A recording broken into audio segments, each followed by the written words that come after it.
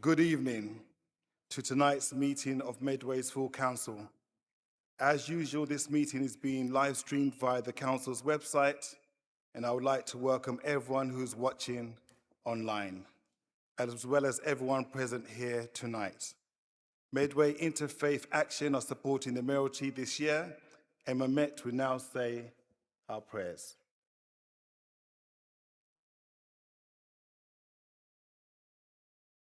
Good evening, Your Worship, the Mayor, Councillors, distinguished guests, ladies and gentlemen. On behalf of Dialogue Society and MIFA, I would like to thank you for a kind invitation to offer this opening blessing. It is an honor to be here today. We gather from different backgrounds, beliefs, and experience, yet we share a common purpose to serve our community with integrity, compassion, and wisdom. May this meeting be guided in mutual respect, thoughtful dialogue, and sincere desire to seek a common good. In Holy Quran, Allah says, "A humankind we created you from a male and female, and made you into peoples and tribes, so that you may know one another. Surely the most honored of you in the sight of God is the most righteous of you." This verse reminds us that our diversity is not a barrier, but a blessing. It is an invitation to know one another, to build understanding and work together in peace. The Quran also teaches, "And the servants of Most Merciful are those who walk upon the earth humbly, and when the ignorant address them harshly, they respond with words of peace." May we all be inspired to choose words that build bridges rather than walls, and to approach one another with humility, patience, and kindness. Another beautiful verse reminds us, "Whoever saves one life, it's as if they have saved all the humanity." May every decision made here contribute to well-being, dignity, flourishing of all the people of Medway, especially those who are vulnerable, isolated, or in need. Let us now pray. Alhamdulillahi Rabbil Alameen, wassalatu wassalamu ala Sayyid al-Mursaleen. O God, most compassionate, most merciful, we ask you to bless this council, its mayor, councillors, officers, and all who serve this community. Grant them wisdom and their deliberation, fairness in their decisions, and courage to do what is right. Bless the people of Medway with peace, good health, safety, and prosperity. Help us to be people who listen before we speak, who seek understanding before judgment, and who choose cooperation over division. Strength of the both friendship between the people of all faiths and none, and help us to build a community where everyone feels valued, respected, and able to contribute. Guide us to be instruments of peace, justice, and compassion of our families, our neighbors, and our public life. We conclude with a prayer of the Quran. Our Lord, grant us good in this world and good in the hereafter, and protects us from all harm. Amen. Thank you.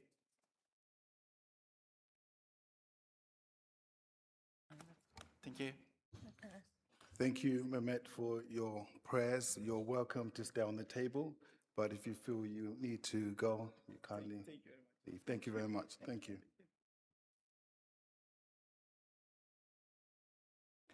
As we proceed to the apologies for any absences, Councillor Peake, are there any apologies for absence from this meeting?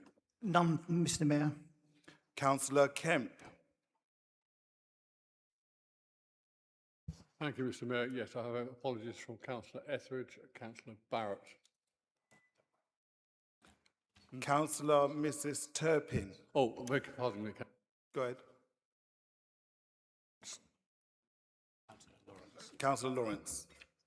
Noted. Councillor Mrs. Turpin. Thank you. No apologies from our group. Councillor Vi. Yeah, thank you. No apologies. This is from our group. Thank you. As we move on to the declarations of interest on page 5 of your agenda, members will note that the agenda item 13, the monitoring officer has granted an exemption to enable all councillors to enable and vote on the matter. This is detailed in paragraph 4.8 of page 123 of the agenda. Are there any declarations of disclosable pecuniary interests or any other significant interests from members of the council? Please clearly describe the nature of your interests if you do want to declare one. I've indicated Councillor Maple. Thank you, Mayor Hamadishe. I'm declaring an interest, other significant interest, in the motion regarding Kent Fire and Rescue Service.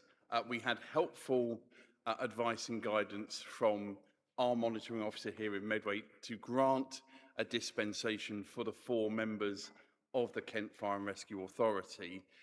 We subsequently received additional advice and guidance from the monitoring officer of Kent Fire and Rescue, who indicated that if we were to participate in the debate specifically on the motion, we may be placing ourselves in a position where we can't participate in any future debates on this issue at Kent Fire and Rescue. Therefore, on that basis, for the motion, I will be leaving the room. Thank you.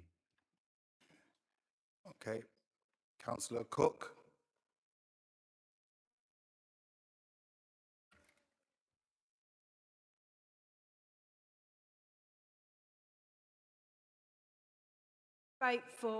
I'll be leaving the debate for agenda item 11 because I work for Lee Academy's trust. Thank you. Okay, Councillor Mark Printer. Yes, for the reasons that Councillor Maple laid out on the motion concerning the Kent Fire Rescue Service, we'll also be stepping out of the meeting. Thank you. Councillor Kemp. Thank you. Thank you, Mr. Mayor. I shall be declaring exactly the same as Councillor Maple. Okay, just to reaffirm, if any members declares a DPI or OSI, please remind them that you can withdraw from the meeting during that discussion, and any relevant item that the office, any other relevant item of that office, if you go to the back, you will find, okay, Councillor Perfect as well? So perfect. Yeah, thank you, Mr. Mayor. I have an OSI in relation to item 11, as I'm a member of the Beyond Schools Trust, which operates Greenacre Academy, and therefore will leave the room for this item. Thank you. Okay. Did Zoe Van Dyke indicate? I have to stand down for the fire and rescue issue. Okay. Thank you. Thank you. As I was saying, if you go to the entrance of the building, you'll find a room you could set aside for the purposes so that you could vacate your items when the time is appropriate. We proceed now to the recordings of our meetings. Is it agreed that I sign the minutes of the meeting of the council held on the 23rd of April and the 13th of May as an accurate record, subject to the minutes of the 23rd April being amended to make clear that Councillor Spalding gave his apologies? Is that agreed? Okay. We proceed now to Mayor's announcements. I'd like to open up my announcements by referring to the shocking news of Anne Winnicombe's passing last week. As we know, Anne was a neighbouring MP until 2010, serving Maidstone and the Weald, and continued to be a high-profile person in media. This is an extremely sad reminder of the risks that MPs and councillors face alike, whether they're currently active or retired from public office. And in Anne's case, and on behalf of all members here, I extend our condolences to Anne's family and friends. Sadly, I also want to advise you of this evening of some of our former members who have recently passed away. Former Councillor Diana Smith passed away over the weekend.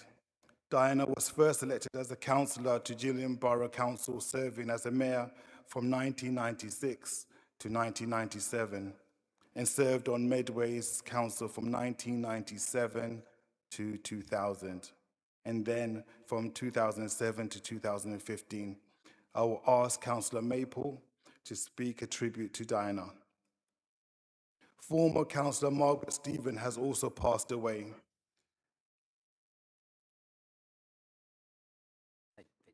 I'll take Vince now, okay. I take Vince now, sorry, thank you. Thank you, Mayor Hamady Shea, and I wholeheartedly support your words when it comes to the passing of Anne Widdicombe. Obviously, that is an ongoing police investigation, but our thoughts are with her family and friends, and of course those down the road in Maidstone who had the privilege of being represented by her in Parliament. Talking about privilege of representation, Diana Smith was a tour de force, and it's somehow appropriate tonight of all nights that we remember her. Of course, speaking to yourself, Mayor Hamady Shea, because she served as the Mayor of Gillingham in the penultimate year of Gillingham's existence before becoming Medway Council. She was a passionate representative for her community, often working on a cross-party basis, because that particular ward had a long track record, particularly when it was a two-member ward, of being a cross-party represented ward. So she would work with everybody across the piece. I remember her vividly attending Medway Love Music, Hate Racism events as well, again, showing her absolute dedication and commitment to the community. She spoke a lot on young people. That was one of her particular passions.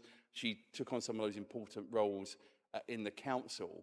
And in recent years, she was a resident of Chatham Central and Brompton. And tragically, she left a voicemail just last week to me, asking for more copies of Medway Matters for the place she called home, to ensure everyone could see what was happening here in Medway. She was a great representative, someone who would want to work with everybody, and someone who was, passionate about our community. And she will be missed by many people, particularly those in the Gillingham area she represented. Thank you, Mayor Hamady Shea. Thank you very much for those words. Former Councillor Margaret Stevens has also recently passed away. Margaret was a councillor during the 1990s, firstly on Gillingham Borough Council and then on Medway Council until 2000. I'll ask Councillor Mark Jones to speak a tribute to Margaret.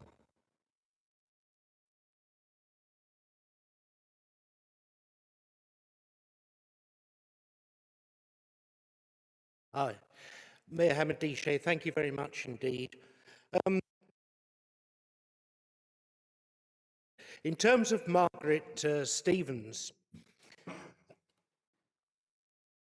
it's difficult to think of any particular interventions that she made at council meetings, because she was one of these councillors who simply got on with the job. There were no sort of remarkable speeches. It was efficient, businesslike, and extremely personable and easy to get on with. I recall in the early days of Medway, and you're quite right, Mayor.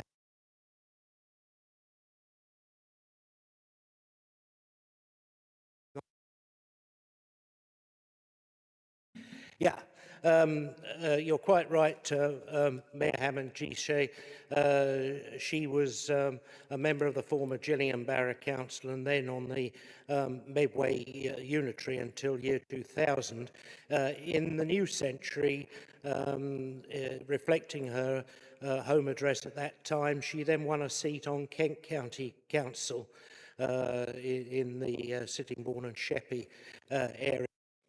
I can recall a group discussion involving a planning issue in which she was involved. This was before my time on planning committee, and in those days the planning committee was divided into Medway East and Medway West.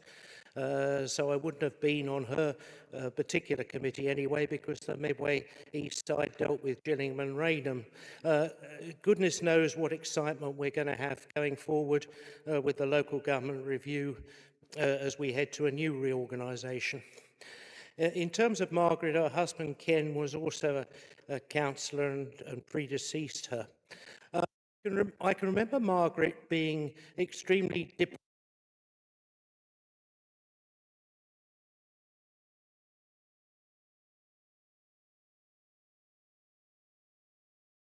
with the mic. Oh, I can remember Margaret being a very diplomatic and, as I say, personable individual. I once had a conversation with her where I inquired about somebody who regularly used to attend our group meetings on Kent County Council, and I wondered what had become of him. And rather than telling me straight out, I can remember Margaret taking a long circumnavigational route to eventually tell me that unfortunately the person concerned had passed away. But you know, a lot of people would have simply sort of blurted that sort of information out, but Margaret was very diplomatic, considerate of other people's thoughts, and as I say, a good friend to have. I'm very sorry to hear that she's passed away, and that her expertise and guidance in the time I knew her has been lost. Thank you, Mayor Hamdisha. I'm sorry about the interruptions on the microphone. Thank you very much, and no need to apologise. We thank you for your sincere words. Also, Noreen Chambers, who was a former Who Parish Councillor and Vice President of the Medway Queen Preservation Society, passed away last month. I can see from the tributes paid to her, including Councillor Pearce, that she played a large role in the local community, for which she must be commended. I will ask Councillor Pearce to speak a tribute to Maureen.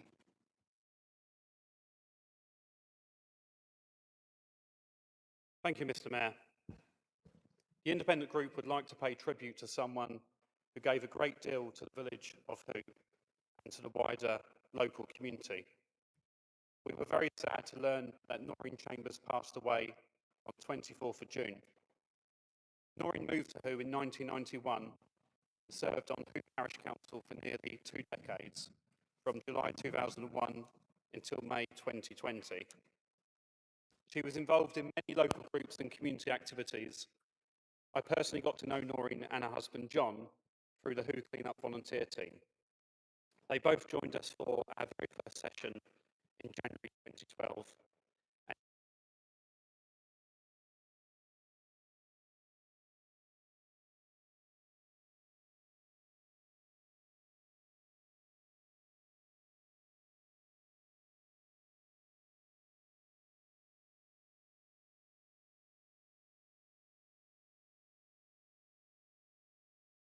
Oh, hold on, it's back on, sorry. We're just having a few technical difficulties, as you can all hear with the microphone, so we're working on a solution. So you have your time back. Thank you.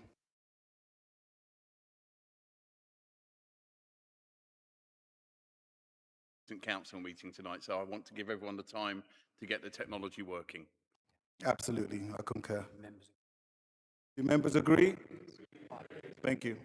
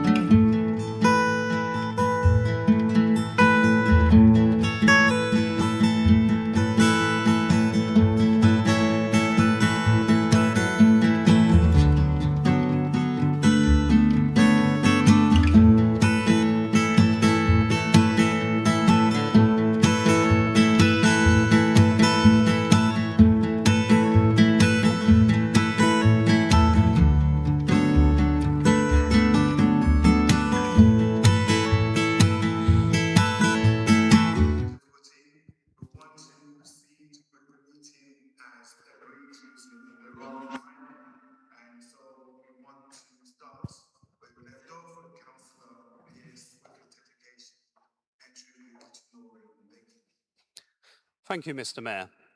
The independent group would like to pay tribute to someone who gave a great deal to the village of Who and to the wider local community. We were very sad to learn that Noreen Chambers passed away on 24th of June. Noreen moved to Who in 1991 and served on Who Parish Council for nearly 2 decades, from July 2001 until May 2020. She was involved in many local groups and community activities. I personally got to know Noreen and her husband, John, through the Who Cleanup volunteer team. They both joined us for our very first session in January 2012, and Noreen continued volunteering with us until September 2018. Noreen was a very talented artist. She took up art classes around 2008, and during a visit to her home in 2012, I had the chance to see many of her paintings. Much of her work captured local scenes, nature and landscapes, particularly around the Medway estuary, but also locations in Ireland and Scotland. 3 paintings in particular have always stayed in my mind.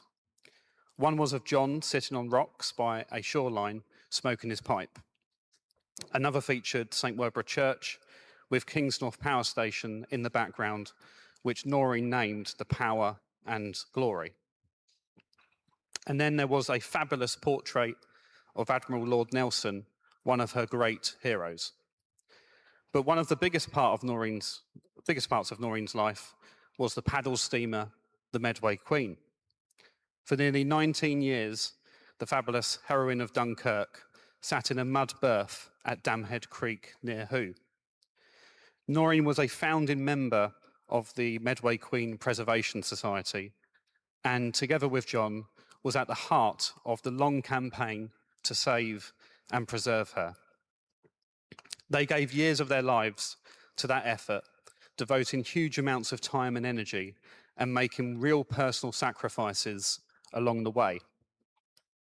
Their dedication helped save the Medway Queen for future generations. Today, she is safely berthed at Gillingham Pier and open to visitors. That is a remarkable legacy. Noreen gave so much to the community she cared about, and she will be greatly missed. We express our deepest condolences to Noreen's family and to all those who knew her and loved her. Thank you, Mr. Mayor.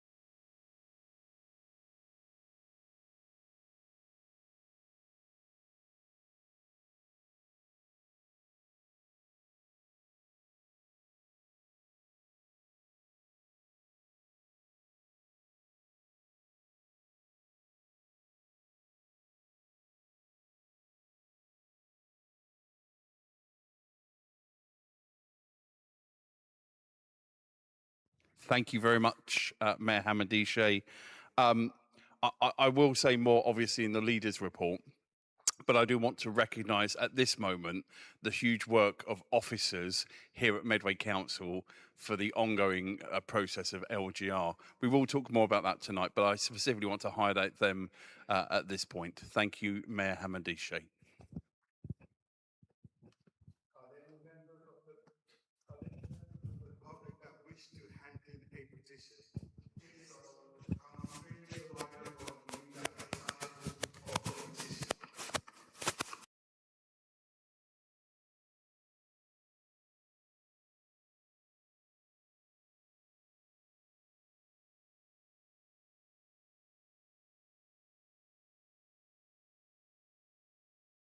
The petition is as follows. We, the undersigned, petition Medway Council to work with ASD and New Venture to improve the 151 and 170 bus services to better serve the community. We ask that the Council work with New Venture to deliver new weekend and evening services between Horling, Cuxton, Strood, and for ASD to deliver an increased Saturday service and introduce a new Sunday service.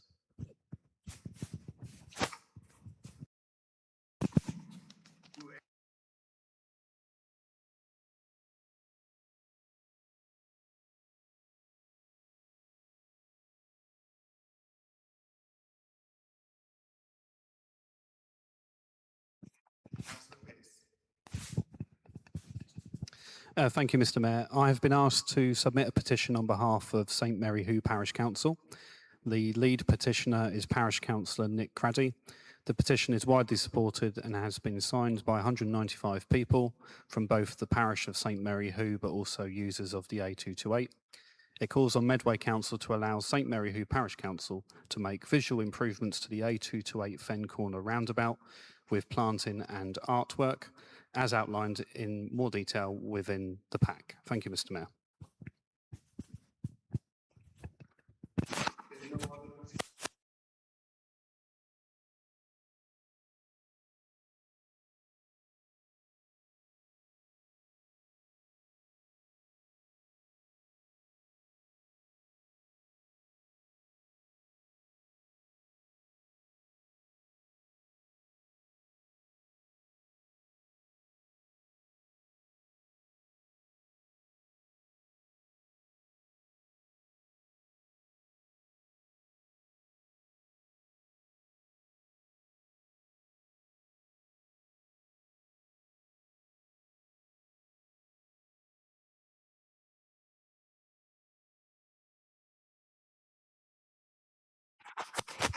Thank you, Mr. Mayor. Good evening, councillors, and thank you as always for the opportunity to attend these meetings to ask questions. My question this evening is as follows. Can the council confirm they have reviewed all the current house building plans laid out in the Medway local plan and are satisfied that the watering structure is in place, accommodating the level of building works given the recent water shortages across Kent?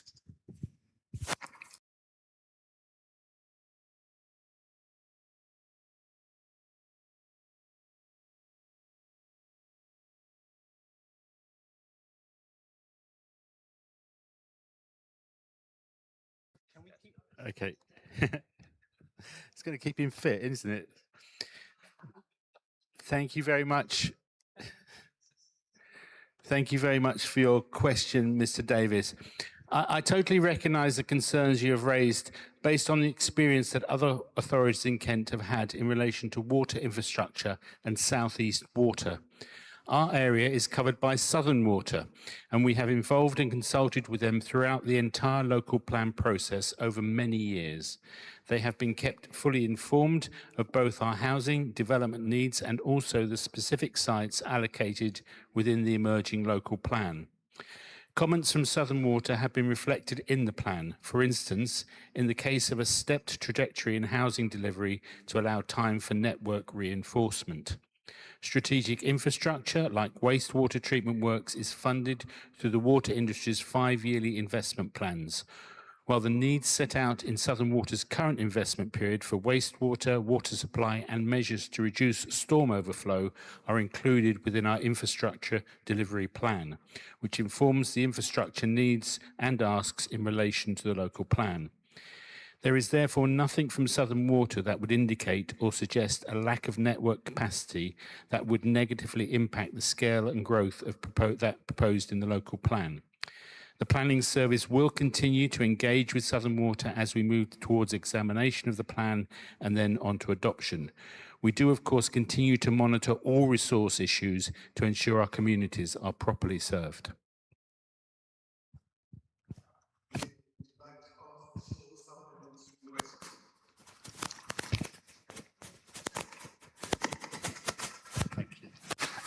Yes, thank you. Great to hear that the council is confident with water. Is there any infrastructure the council does have concerns with around the house building?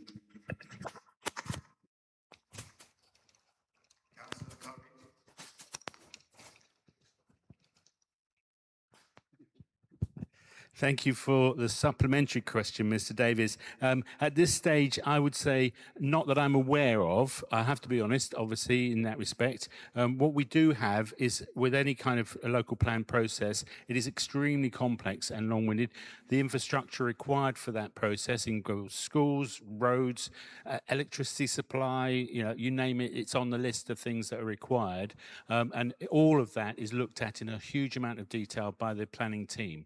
So at this stage, I'm not aware of any issues that might be a problem. What I would say, just in closing, if I may, Mr. Mayor, is around the water problems that we have with our farmlands and our farming communities on the Hoop Peninsula. There are some serious issues there which really need attention and addressing, and that's something we've got in mind, and that's about our crop growing and looking after our farming community.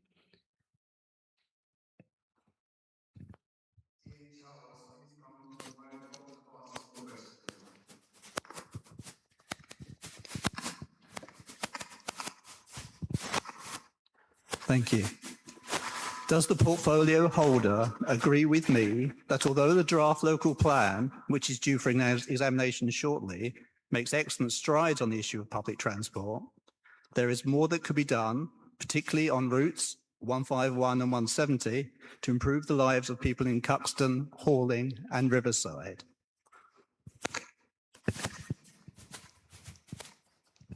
Councillor Curry, would you please respond?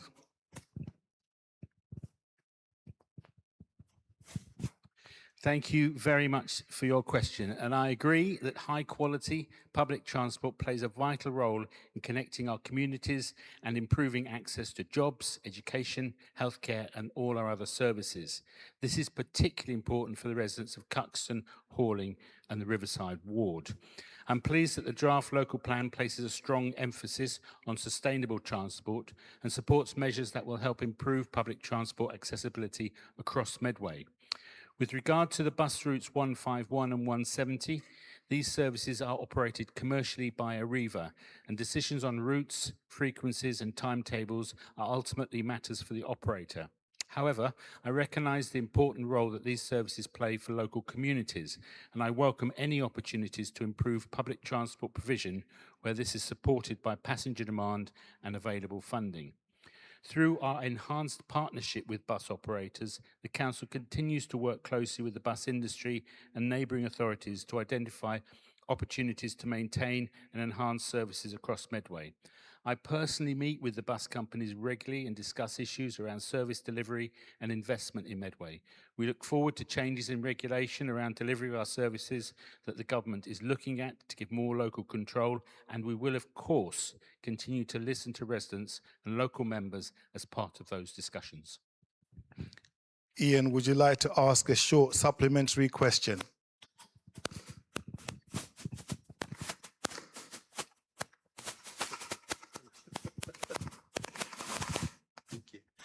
Thank you. On the subject that's raised there, would you not also agree that there's potential for Medway and future authorities to take advantage of new powers that are coming in the Bus Services Act that would allow local authorities to actually franchise and define services rather than relying on the operators to either take a profit risk or demand significant subsidies for running the services that we require. Councillor Curry.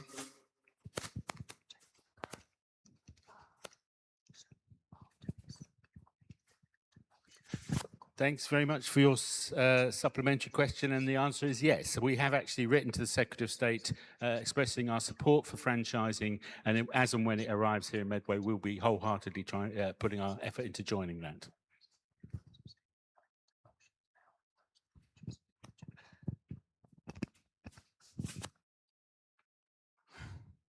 Okay, thank you.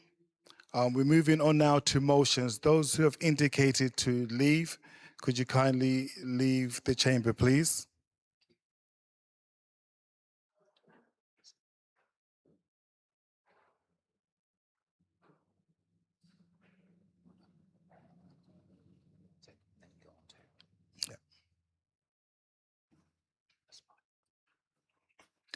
I'll call upon Councillor Mrs. Turpin to propose the motion at item A. Thank you, Mr. Mayor. The independent group was very concerned with the proposals put forward to close Cliff and Grain fire stations. These fire stations provide essential emergency response to the Hoop Peninsula, but also to wider Medway and Kent areas. The Hoop Peninsula has unique geographical, industrial, environmental risks that cannot be fully mitigated by neighbouring stations. Whilst we are pleased that Grain Fire Station has been removed from the current proposal to close, this is not a long-term decision and will be revisited in 2028. Also, the quick U-turn on this position, although welcome, suggests that the data had not been fully understood.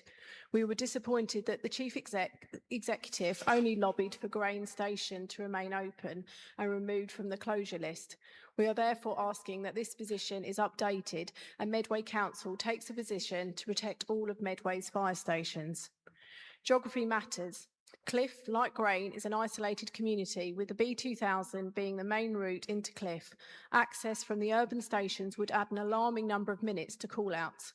A quick online check for travel times from Strood to Cooling compared with Cliff to Cooling is 10 minutes longer.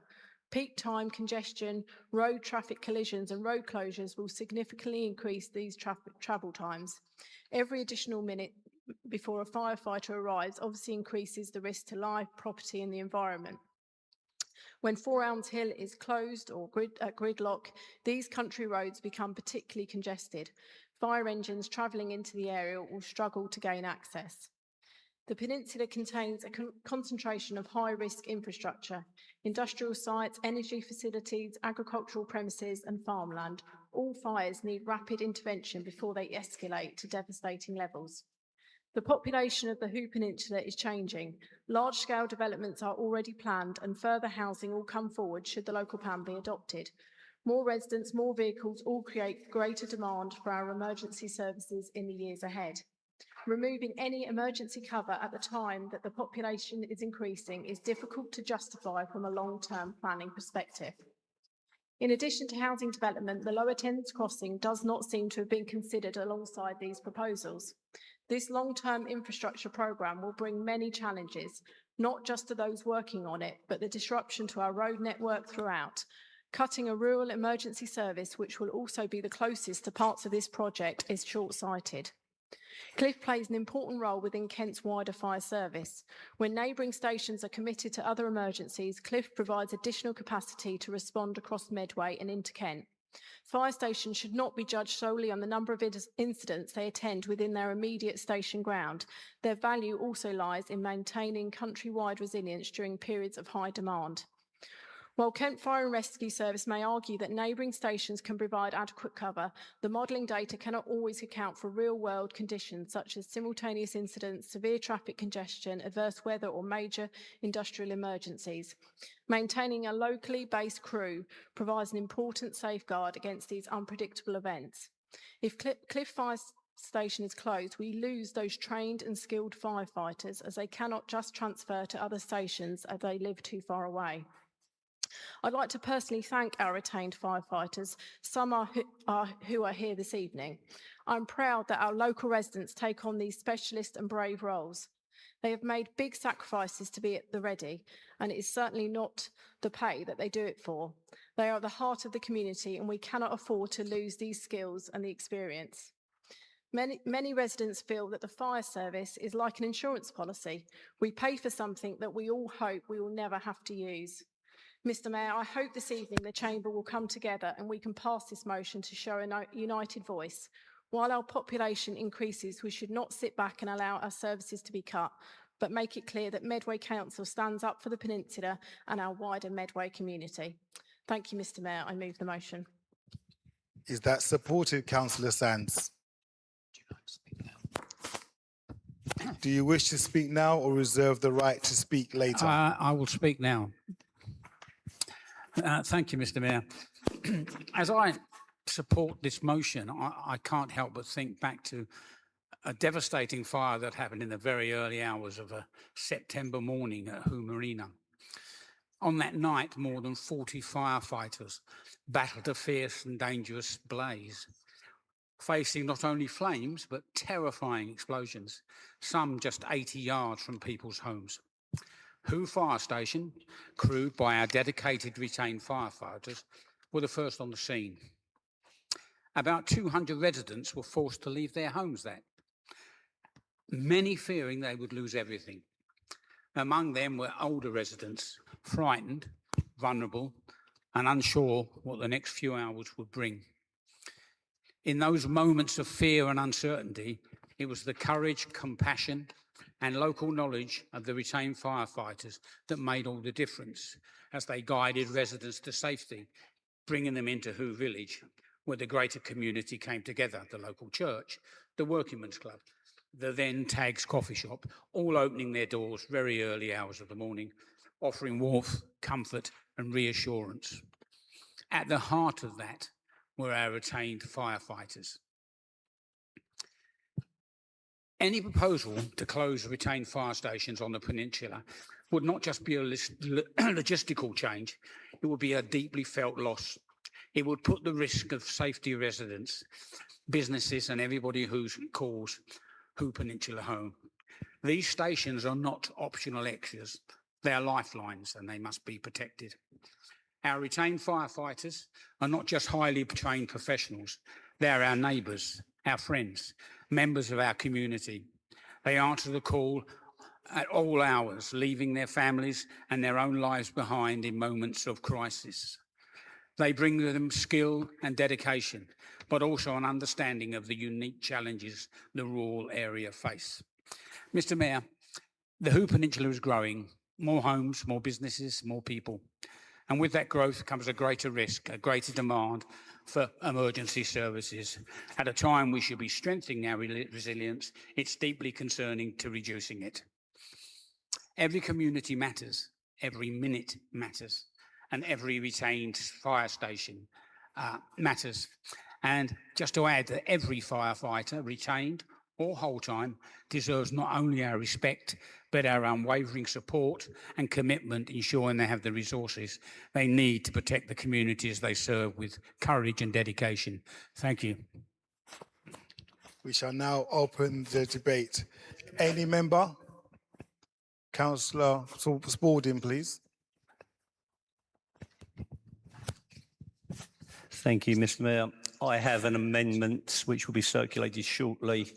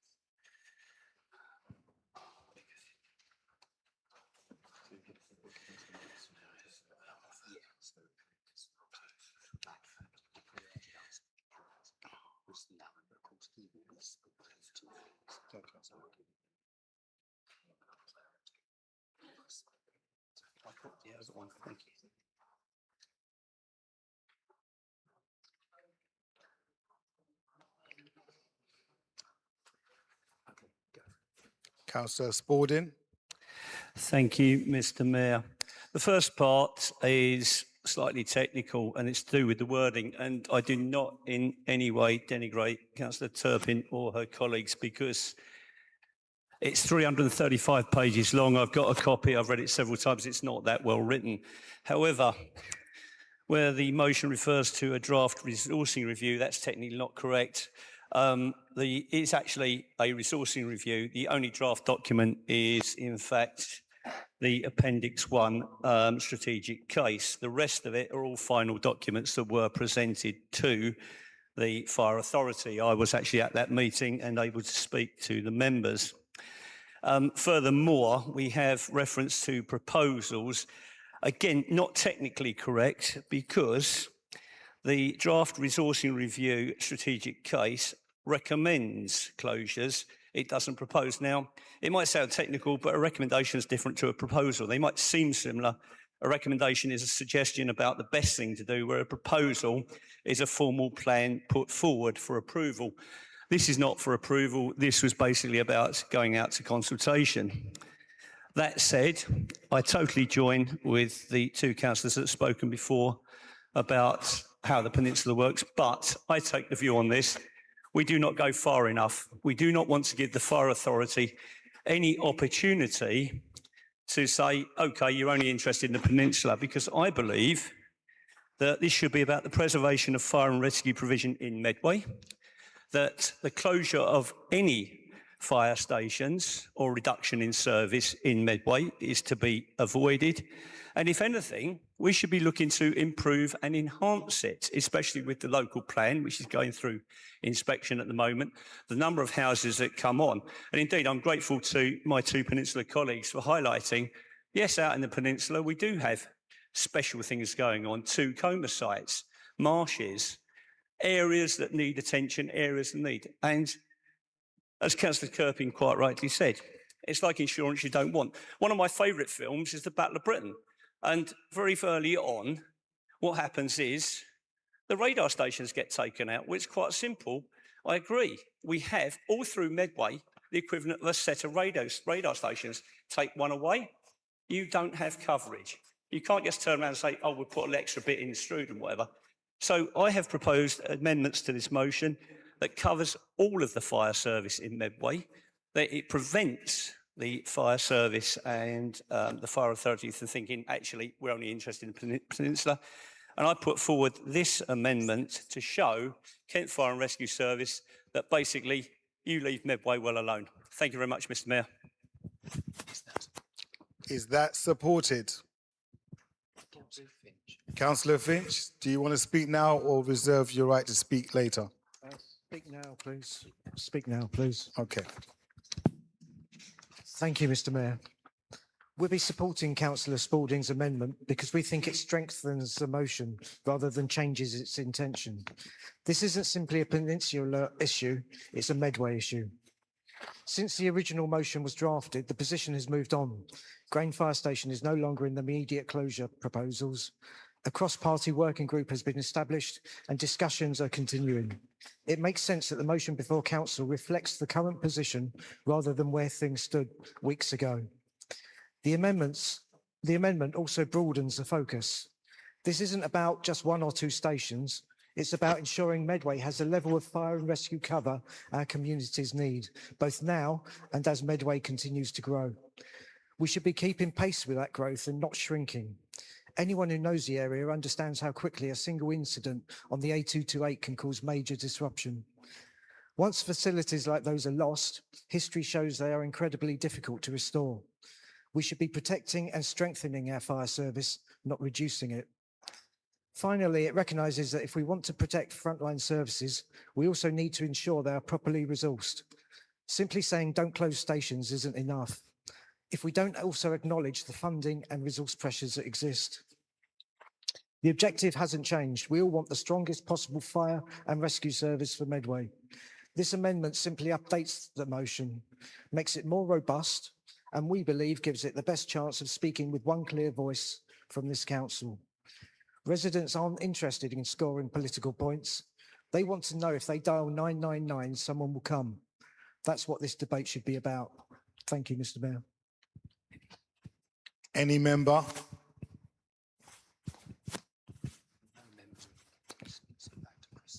No members are indicating to speak, so back to Councillor Spalding.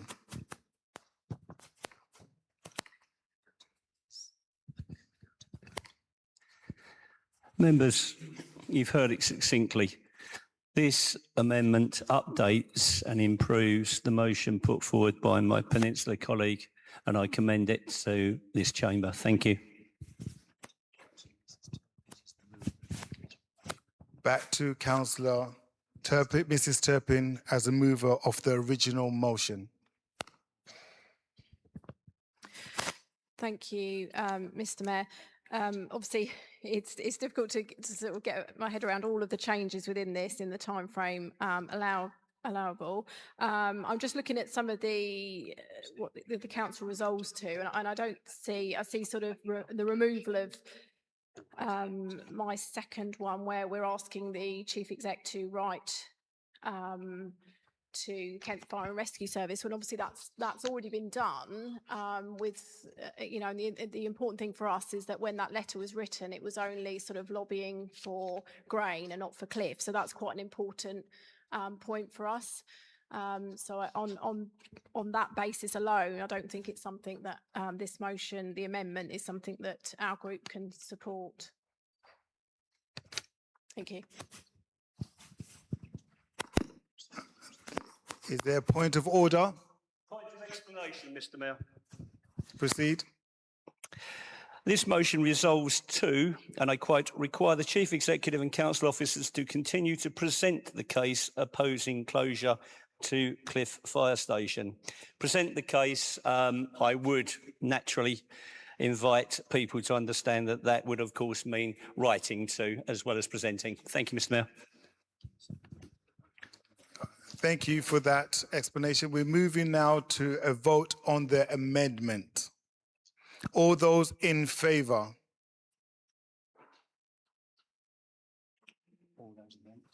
All those against? The amendment is lost. We're moving back now to the debate on the original motion. Councillor Murray would like to.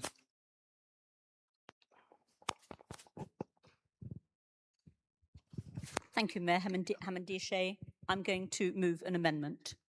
It's being circulated now. Thank you.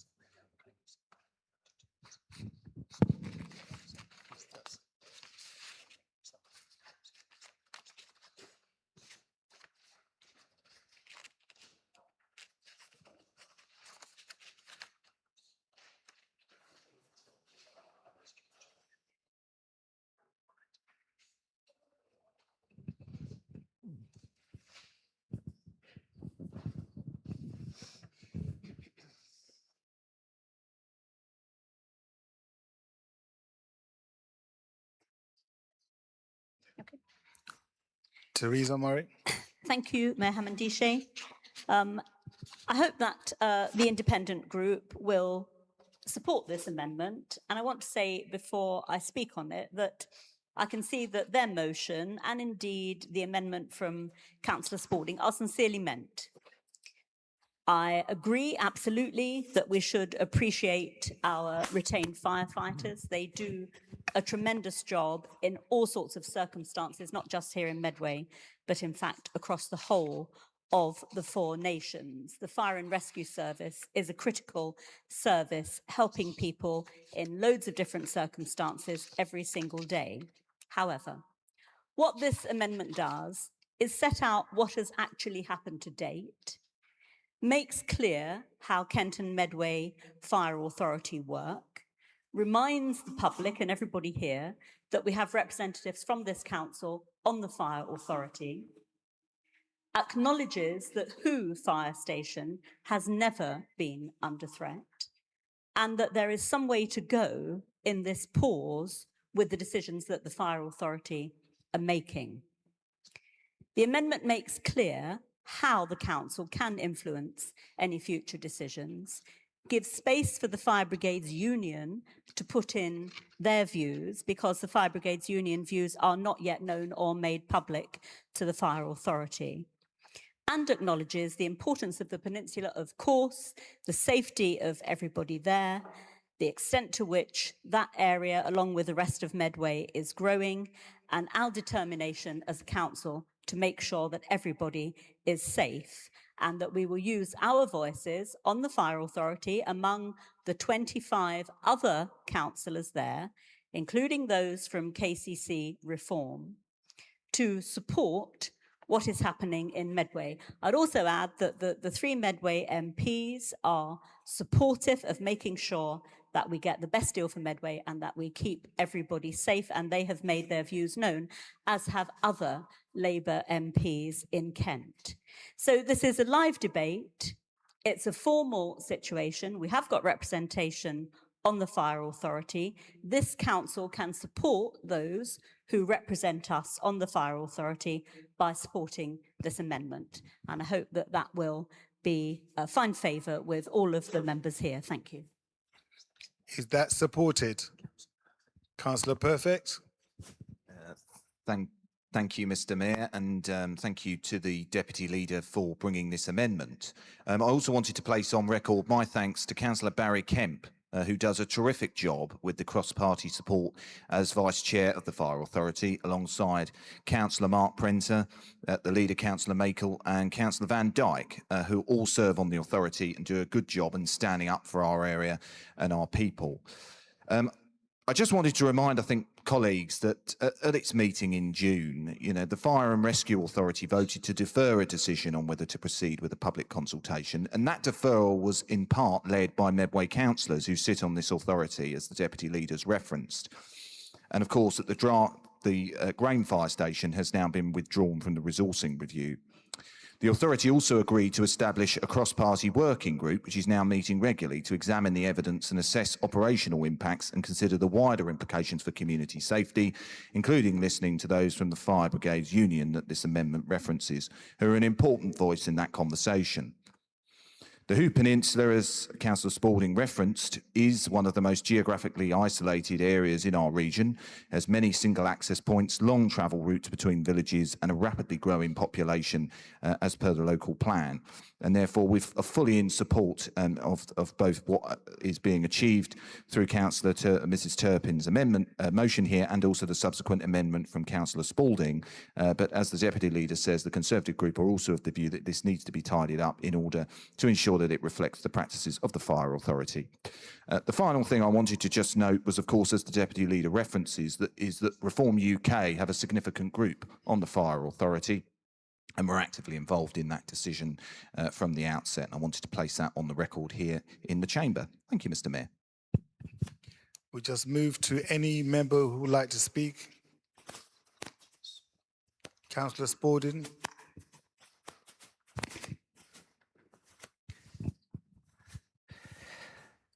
While the speaker's going on, I've had a chance to read through all of this. It does tidy up what we are seeking to achieve to a certain extent. However, and I mean no disrespect, if we can remove the word draft from paragraph 2 before draft resourcing review it becomes accurate for the reasons I've already given. There was no draft resourcing review. It was a resourcing review. That's a technical amendment.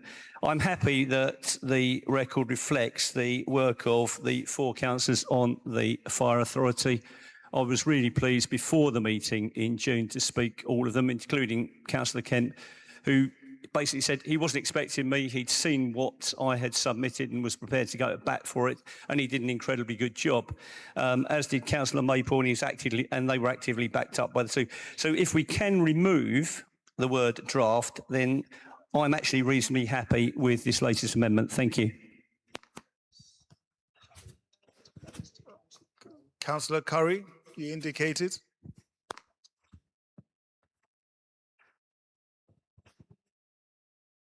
Thank you very much, Mayor Hammond-Deshay.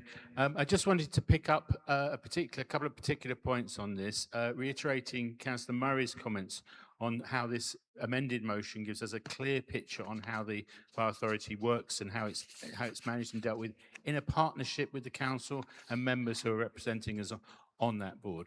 I think it's really important that we don't forget that point. But I would like to thank the members for bringing this to the attention of the council this evening as well. Councillor Perfect mentioned about Medway's growth and such like, and there is a particular area where with the new local plan in its draft form at the moment and coming through, we need to make sure some of the infrastructure needed to make that growth happen is in place.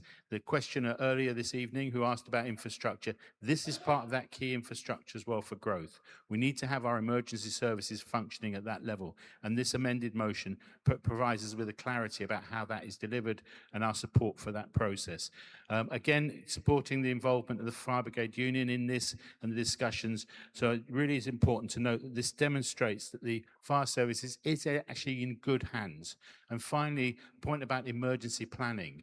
We need to make sure that that side of the equation, if you like, when there is an emergency, we know we can rely on the resources to hand to come and help us, and they are there. Thank you very much. Any other member? Councillor Lammis.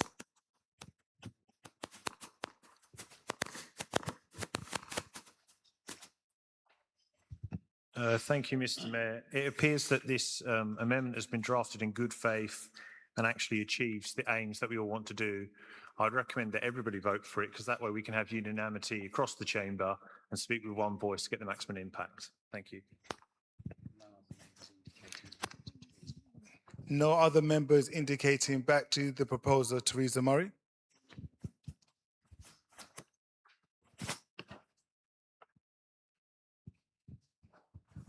Well done, James. Let's keep giving him a bit of encouragement. Just as a point of information, Mr. Mayor, I'm not going to remove the word draft. The resourcing review is still a draft until the Fire and Rescue Authority decides otherwise. In fact, when I hope this motion is supported, Councillor Perfect and I were thinking about doing a duet of Islands in the Stream now that we've got roving mics. But he didn't take me up on it, I'm afraid. Thank you for that. Back to Councillor Mrs. Turpin as the mover of the original motion.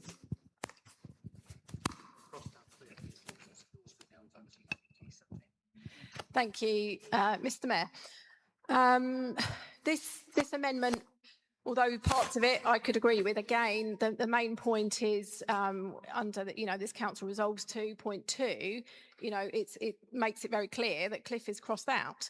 Now, the elephant in the room is that this council, via its chief executive, has already given a view on the proposals that's on the table. We've already, as a council, lobbied for the removal of grain, which has happened. So the fact that we're not prepared to give that position now for Cliff and giving other reasons that we need to let this consultation go through and consider all the evidence is not acceptable. We already have given our view on this position. I want that view to be updated and to include the removal of Cliff. So it's very difficult to argue a point, and I appreciate Councillor Murray view on this, you know, with regards to sort of the review and having confidence in that. But unfortunately, you know, we don't have confidence in that review and the data that's within it. Hence, we want Medway Council to stand up for the people of Cliff and the wider Hoo Peninsula, and to make this position now, and have Cliff removed. So yeah, unfortunately, we can't support this amendment. Thank you. Thank you, Councillor Mrs. Turpin. We're now moving to vote on the amendment. All those in favour, please indicate.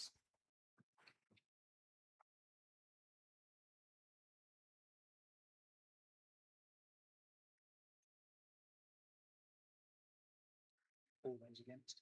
All those against? The amendment is carried. The amendment is carried.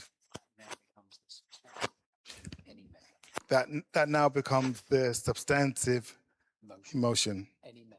Any member? No, isn't agreed. Is it agreed then? Motion is agreed. The motion is agreed. Those members can now come back into the chamber.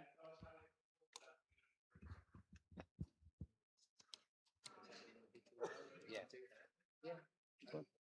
Yeah, no, that's fine. They need 6. You need 6. For a fully Just in the minutes. It's noted. Could we now bring in the remaining councillors, please, back into the chamber? Yeah, no, that's fine. Turning to item B. Yeah. This one. That's it.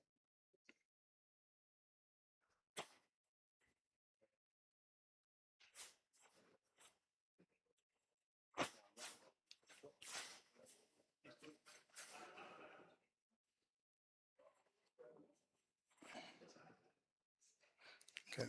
Okay. Yeah. That's it. Yeah. Turning to item 8B. Please note that this motion seeks to amend the council rules. Therefore, once proposed and seconded, this will be taken forward without discussion for debate at the next ordinary meeting of the council in October. Councillor Mark Printer, would you like to make a proposal?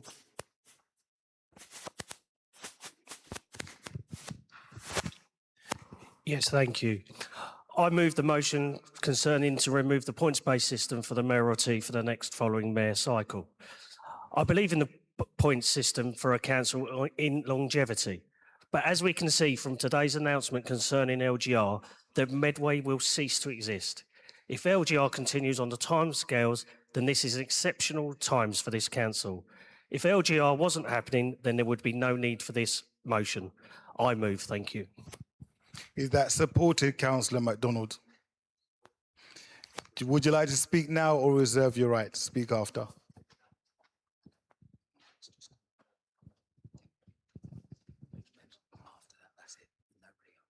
Thank you. Thank you, Mr. Mayor. I'm pleased to second the motion moved by Councillor Mark Prenter. As mentioned, the current arrangements have served this council well and were designed to operate fairly over the longer term. However, circumstances have changed.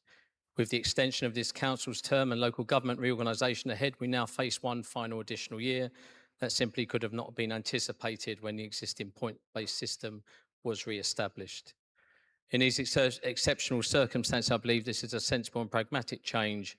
It allows the council, through its elected membership, to determine who should serve as mayor and deputy mayor in that final year, following nomination by the largest political group. This is not about undermining the traditions of the mayoralty or the important principles of fairness. It is just about recognising the unique circumstances in which this council now finds itself and putting in place a clear and democratic process for its final year. I'm therefore very pleased to second the motion, Mr. Mayor. Thank you, members. You'll be able to debate and vote on this report at the October meeting. Moving on, we will now receive and debate the leader's report. May I call upon the leader to present his report.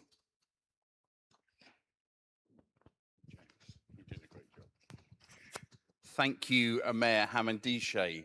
Not often you come to the council chamber and earlier in the day historic moments have happened for local government. But for all of us here tonight, that is exactly what's happened.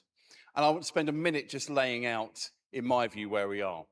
I've been clear since day one of government making clear their intentions across England to move to a single tier of local government, that the only way forward for our region, the region of Kent and Medway, would be 4 councils.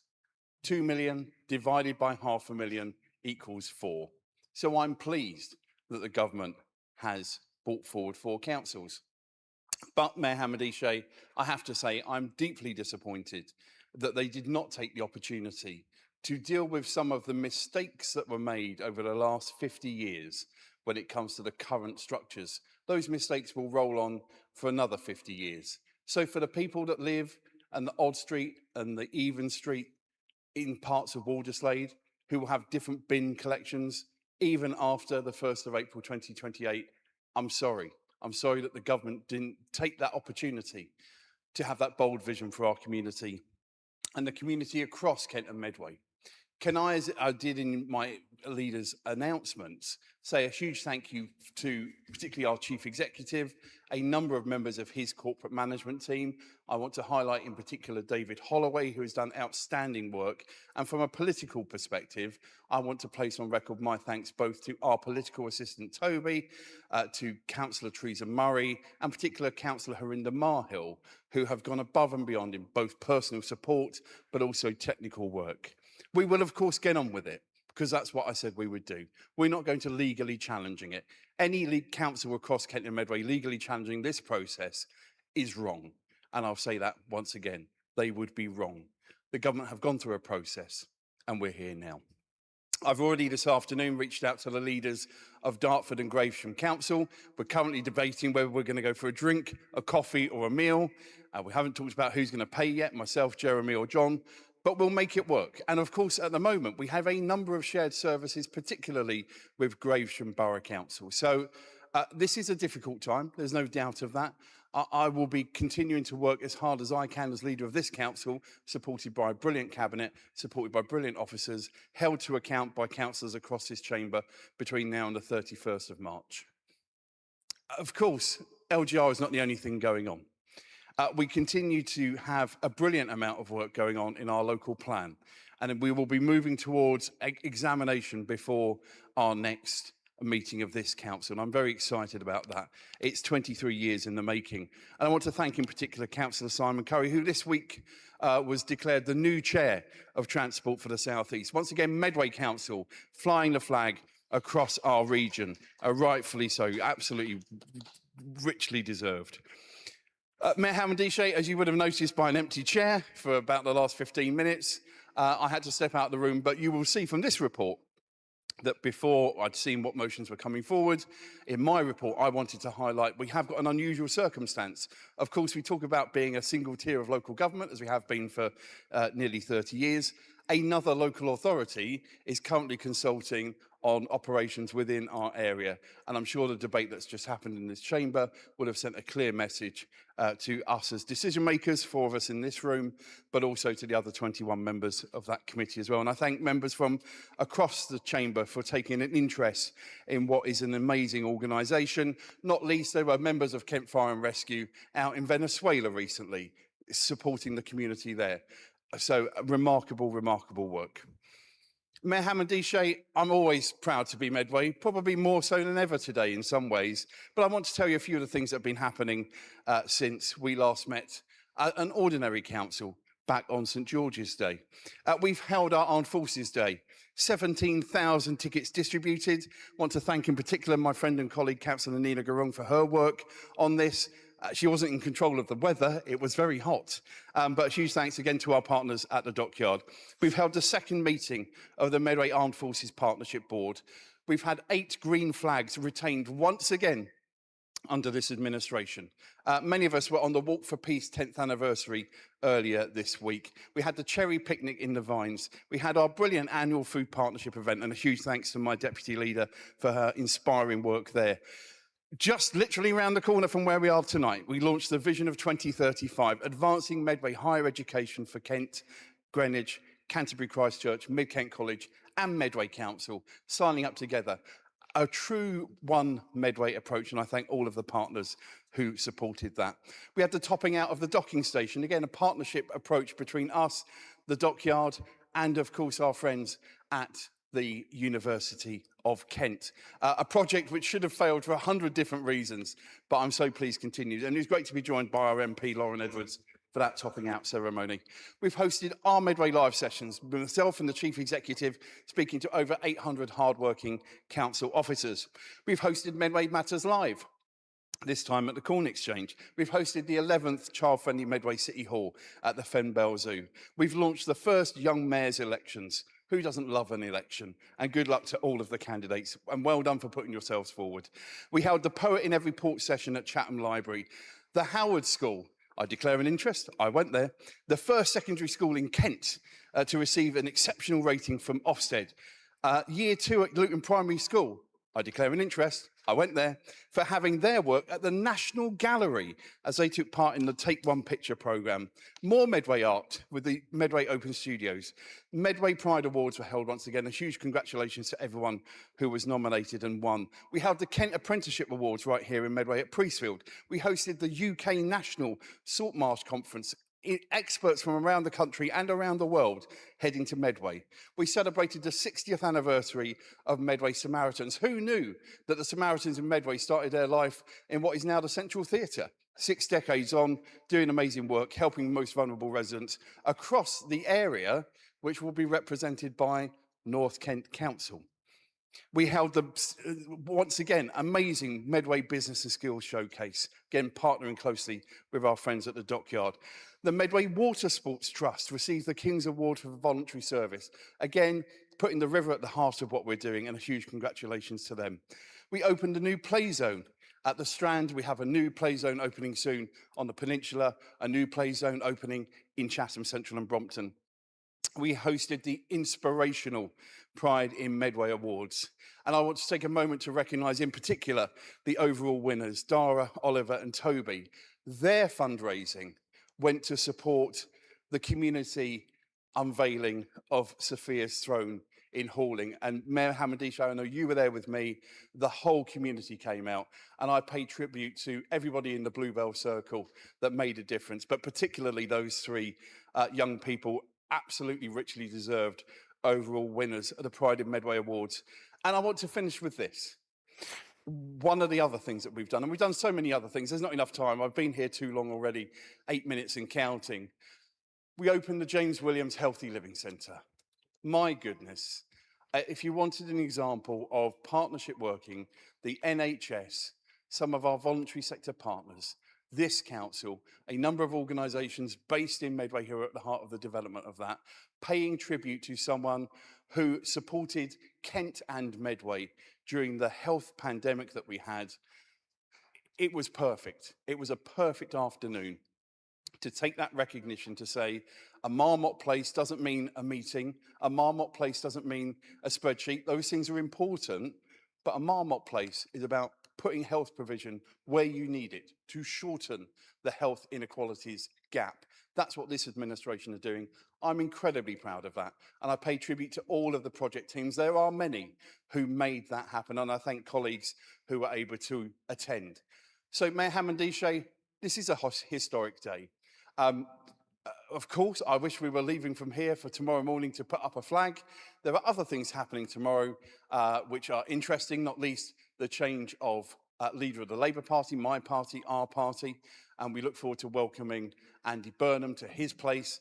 And we'll be welcoming him, we'll be inviting him to come and see us in Medway. We know some of the great work he's done with some of our partners elsewhere in the country is what we want to see here. But as I conclude my opening remarks for this item, I go back to this.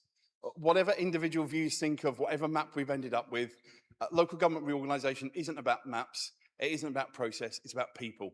It's the people delivering for our communities across the 14 councils today, it's for the people receiving those services, and it's ensuring over the next 22 months we work collaboratively to get the best outcomes for the 292,000 residents of Medway and the 1.9 million residents of Kent and Medway.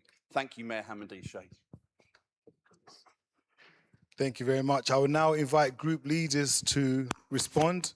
As agreed earlier this evening, they will have 5 minutes each, starting off with Councillor Perfect. Thank you, Mr. Mayor, and can I thank the leader for his report. And I also want to start, Mr. Mayor, by thanking the Secretary of State, the Right Honourable Steve Reed, for roundly rejecting option 4D. Last year, I stood in this chamber and made explicitly clear that this option was a disaster for the people of Kent and Medway. Cutting up existing boundaries, hashed around at the last minute, an example of exactly how not to propose local government reorganisation, and at a cost to Medway taxpayers of £105,000, a Labour vanity project rejected today by a Labour Secretary of State. In the words of the Secretary of State, he says the alternative 4 unitary model carries more disruption risks due to the particularly complex boundary changes. The leader says this evening he was disappointed that old boundaries remain, but of course in other areas around the country, including in the devolution priority framework, the government have split areas, but it was only in those that were informed by proper consultation and robust plans. If only he had listened to the call-in business support overview and scrutiny meeting, where from my notes, this was discussed. This is the second time that the Medway Labour and Cooperative Group has failed to gain the support of their own government. First with the devolution priority programme, and now with his dead option 4D. We must never forget the embarrassment that 4D has brought on this council, with it being redrawn over 2 attempts and roundly rejected by Kent local government leaders. And to quote one who said to me earlier, and as the leader often likes to say, by pulling a rabbit out of the hat. Both times he never consulted anyone else, designing the plan in the bunker that is Gun Wharf. This was a shameful way to go about local government reorganisation. The Secretary of State said to him in a letter today he is doing this to support Medway's growth and specifically mentioned our conurbation. Does the leader have confidence in him? Well, I'm sure we're shortly going to get a new Secretary of State with a new Prime Minister, and maybe this group will have a better relationship with that one than they did the previous one. Mr. Mayor, compare and contrast what a painful experience this afternoon it was for Steve Reed in the House of Commons, facing Labour MP after Labour MP slamming him for his own decisions. I spoke earlier in contrast with our Shadow Secretary of State and with our Shadow Ministerial team, who have been ironclad in our support throughout. I want to thank in particular James Cleverly, but also our party chairman and the former Shadow Secretary of State, Kevin Hollinrake, for his support of Medway, which I know is genuine and real, and for their friendship of our group, not open, empty words and promises like we get from their ministers. Mr. Mayor, moving to a single tier of local government for the people of Kent and Medway is the right thing to do, and I've always said that. I firmly believe that the option of 3A was the right one for our community. But 4B will also deliver a strong and united North Kent authority focused on delivering outcomes for our people. The administration must now focus closely on ensuring the people of Medway get the very best deal out of the new option. We must also support our staff in particular, but also residents through what will be a challenging and at points unsettling period of change. The administration will have us as the principal opposition group supporting that task over the forthcoming 20 months, and the people of Medway can rest assured that my team will be focused every day on holding the administration to account for both the delivery of existing services, but also as we transition to a new model for local government in Kent. To reference the leader's points regarding the James Williams Healthy Living Centre, it was a great privilege to attend the opening of that, and I thank him and the Deputy Leader, along with NHS Kent and Medway, for extending an invite to that event. I thought it was a very positive afternoon. Mr. Mayor, in summary, shortly we will get a new Labour Prime Minister. Will it bring what Labour want? Will it revive their relationship with their own government? Will it bring a new Secretary of State that the leader will be pleased with? We're yet to find out. But what we do know is that today, once again, this Medway Labour and Cooperative Group has driven us down a cul-de-sac with 4D at a cost of £105,000 worth of borrowed money that now the people of Medway will have to repay. Thank you, Mr. Mayor. Councillor Pearce.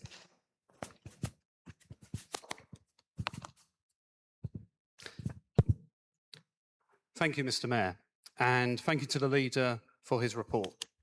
On behalf of the independent group, I begin by formally thanking all council staff for their hard work supporting residents on the Hoo Peninsula, and we hope the Chief Executive will pass on our appreciation. Members of the independent group have been working to save Cliff and Grain fire stations from as early as April, long before the closure risk was made public in early June. This included submitting representations to Kent Fire and Rescue Service. When the news broke, we launched an awareness campaign to help residents respond to the upcoming consultation. We've submitted a detailed 50-page representation in response to the June version of the resourcing review. We will do the same for any subsequent review proposing fire station closures on the Hoo Peninsula. We welcome the news that Grain Fire Station has, for now, been removed from the closure list, albeit the Fire Authority will revisit the possibility of closure as early as 2028. We will continue fighting to retain our critical safety net of all 3 fire stations on the Hoo Peninsula. We welcome the decision by the planning inspector to dismiss the appeal to build 800 houses on farmland in rural Wainscott. We submitted 55 pages of representation covering active travel, environment, ecology, landscape, visual impacts, transport and access. Thanks to all those who made representations, including parish councils for Finsbury Extra, Cliff and Cliff Woods, Higham and Highhousestow, plus hundreds of local residents. Thanks also to the Planning Committee and Medway Council for refusing the application and opposing the appeal at the inquiry. The main reasons for the appeal being dismissed were poor accessibility, lack of sustainable transport modes, and significant harmful impacts on local landscape character and visual receptors. These were the very same issues raised by the independent group. Regardless of whether this site is allocated in the emerging local plan or not, in this case the site isn't, the inspector would have dismissed the appeal. Turning to the local plan, we support the principle of a new local plan, but the administration's new local plan is unsustainable with a flawed spatial strategy. We reject the proposal to build around 6,000 houses on the environmentally sensitive Hoo Peninsula, known for its incredible wildlife sites and top-grade farmland. And for those who believe they are safe from this local plan, just look at the figure for windfall sites and the representations being made by developers who argue that the plan does not allocate enough houses to meet the 15-year government target. One thing is absolutely clear. The plan was not ready when it was presented to full council in June last year, as there was missing and incomplete subordinate evidence that's just passed a consultation, a second consultation. The independent group has mixed views on local government reorganisation, as we don't have a whipped position. But we all believe that LGR will cost taxpayers hundreds of millions of pounds, and this could instead be spent on improving services residents actually care about. There also hasn't been a direct public vote on LGR. Finally, Mr. Mayor, we are proud to be Hoo Peninsula. We have many villages and parishes, so we get to enjoy many summer events. This Saturday, the 18th of July, we have a summer fair at St. Werborough Church in Hoo, starting at 9:30. Then on Saturday afternoon, Grain Carnival and Village Fete returns. The procession starts at 1 p.m. and the fete is from 3 p.m. On Sunday, the 19th of July, there is a summer fair at Stoke Village Hall from 11 a.m. All Hallows Village Hall hosts a fete on Sunday, the 2nd of August from 12 noon. And there'll be a huge summer fun day in Highhousestow on Bank Holiday Monday, the 31st of August. Congratulations to Cliffwoods Community Association on its village fete on the 20th of June, and Cliff Village events team on a successful Armed Forces and Summer Fun Day in Cliff on the 27th of June. Thank you, Mr. Mayor. Thank you. Moving on to Councillor Finch. Thank you, Mr. Mayor. I'd like to begin by thanking yourself and the leader for the respectful tributes you've paid to Anne Widdicombe this evening. Much of tonight's discussion has quite rightly focused on today's announcement regarding local government reorganisation, and there will be plenty more said about that by members across this chamber. Rather than add to those contributions at this early stage, I'd like to pay tribute to Anne, whose passing has touched so many of us, particularly those of us in Reform UK, the political party Anne chose to represent in the final chapter of her remarkable political life. It's also right that we recognise Anne's many years of public service as a Conservative Member of Parliament and Government Minister. She dedicated decades of her life to serving this country, and regardless of where any of us sit politically, that commitment to public service deserves our respect. Like many people, I first came to know Anne through Parliament and television. Whether you agreed with her, disagreed with her, she was impossible to ignore. She was intelligent, fearless, fiercely principled, and wonderfully witty. She never chased popularity, she never followed the crowd, and she never said something simply because it was fashionable. She said what she believed. I respected Anne throughout her Conservative years, but I had the privilege of seeing her speak in person for the first time at the Reform UK Party conference in Birmingham in 2024. Seeing her live was something quite different. At an age when many people would have been enjoying a well-earned retirement, there she was on stage with exactly the same passion, conviction, and razor-sharp wit that had made her one of Britain's best-known politicians. One line from that speech has stayed with me. Speaking about prison overcrowding, she criticised the early release of offenders by saying they weren't being released because they've been frightfully good. The whole room laughed. That was classic Anne. She had a remarkable gift for making people smile while making a serious point at exactly the same time. She also spoke about how reform had been dismissed in its early days. With a smile, she reminded us that David Cameron had once referred to people like us as a lot of swivel-eyed loons. Rather than taking offence, she wore it almost as a badge of honour, pointing to how far the party had already come. Towards the end of her speech, she said something that I think everyone in public office can relate to. She said governments couldn't simply throw up their hands and blame those who came before them. They were elected to do something. They had a responsibility to govern and to solve problems. Whether you're in local government or national government, whatever your political persuasion, I think that's a principle worth remembering. But what struck me most wasn't actually the politics. It was her optimism. Despite everything she had experienced over decades in public life, she wasn't looking backwards. She was always looking forwards. She urged everyone in that conference hall to go out and find 10 more people to get involved. That's 10 people per person, not 5 for the husband and 5 for the wife, she added. She still believed ordinary people could change their communities and their country if they had the courage to stand up for what they believed in. Anne Widdecombe was one of those increasingly rare politicians who always knew exactly what she stood for. You didn't have to agree with her to respect her integrity. She had the courage of her convictions, she never shied away from difficult debates, and she remained true to herself throughout her life. Politics has lost one of its great characters. Reform UK has lost a passionate advocate, and Britain has lost a dedicated public servant. Mr. Mayor, on behalf of Reform UK and Medway, I extend our deepest condolences to Anne's family, her friends, and everyone who knew and loved her. May she rest in peace. Thank you for that, Councillor Finch. Moving forward, the following speakers have been nominated and will have up to 3 minutes each. I will take each contribution. I will take each contribution in turn, starting with Councillor Mayhill.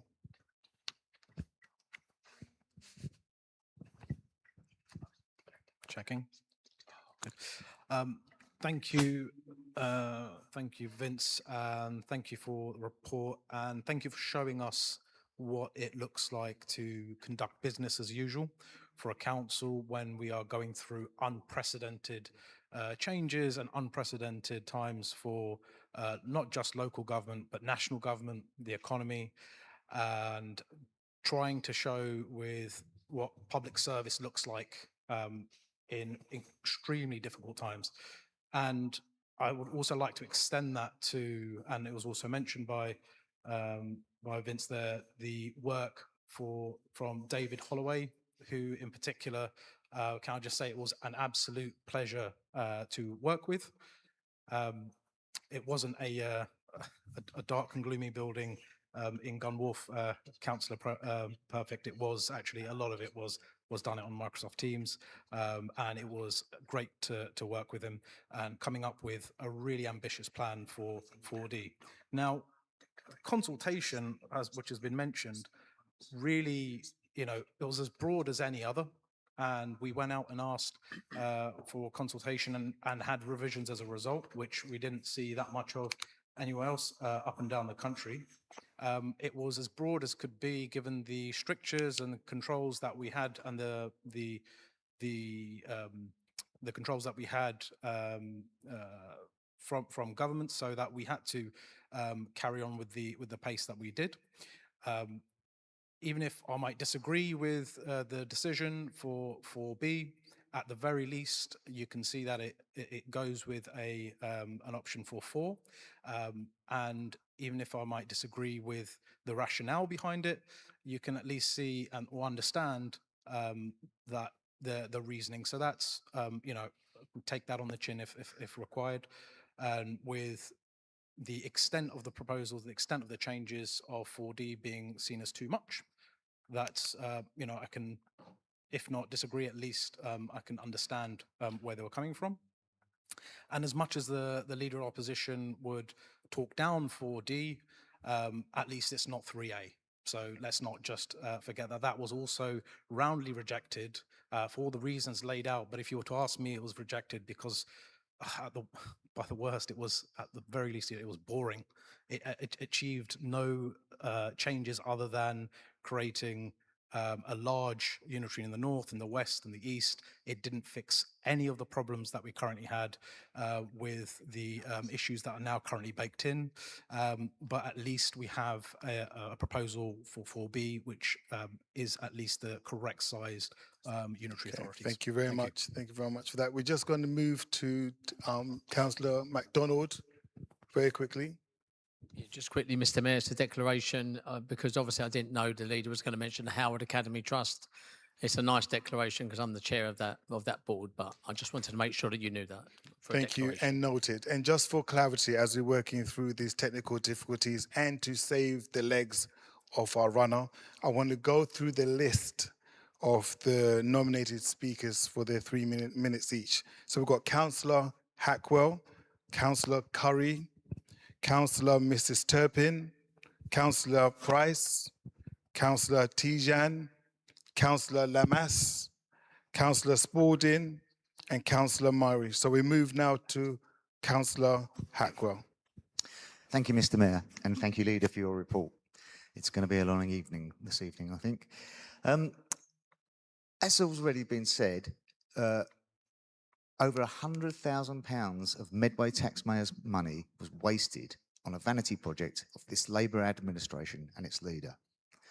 We know the Secretary of State allowed boundary changes in other areas, but the changes put forward by this administration were not approved by him. The leader refers to his proposal as a once-in-a-generational opportunity, but I think the administration's proposal was clearly politically motivated, and I was quite surprised when this Labour government did not approve the Medway Labour administration's proposal, as it seems to have done in many other areas, as highlighted by James Cleverly in the House today. What does this say about the Labour administration? I agree that some of the boundaries do need tidying up to remove some of the anomalies, especially in Walderslope Woods, for example, as the leader mentioned in his report. It is silly that one person living one side of the street has a different bin collector from the other. I totally agree with that. But let's hope the reviewing boundaries can become one of the priorities of the new 4 unitary councils to sensibly sort out the anomalies. The 4B outcome was also not the outcome that we wanted as a group, that's just been mentioned by the Councillor Arinda.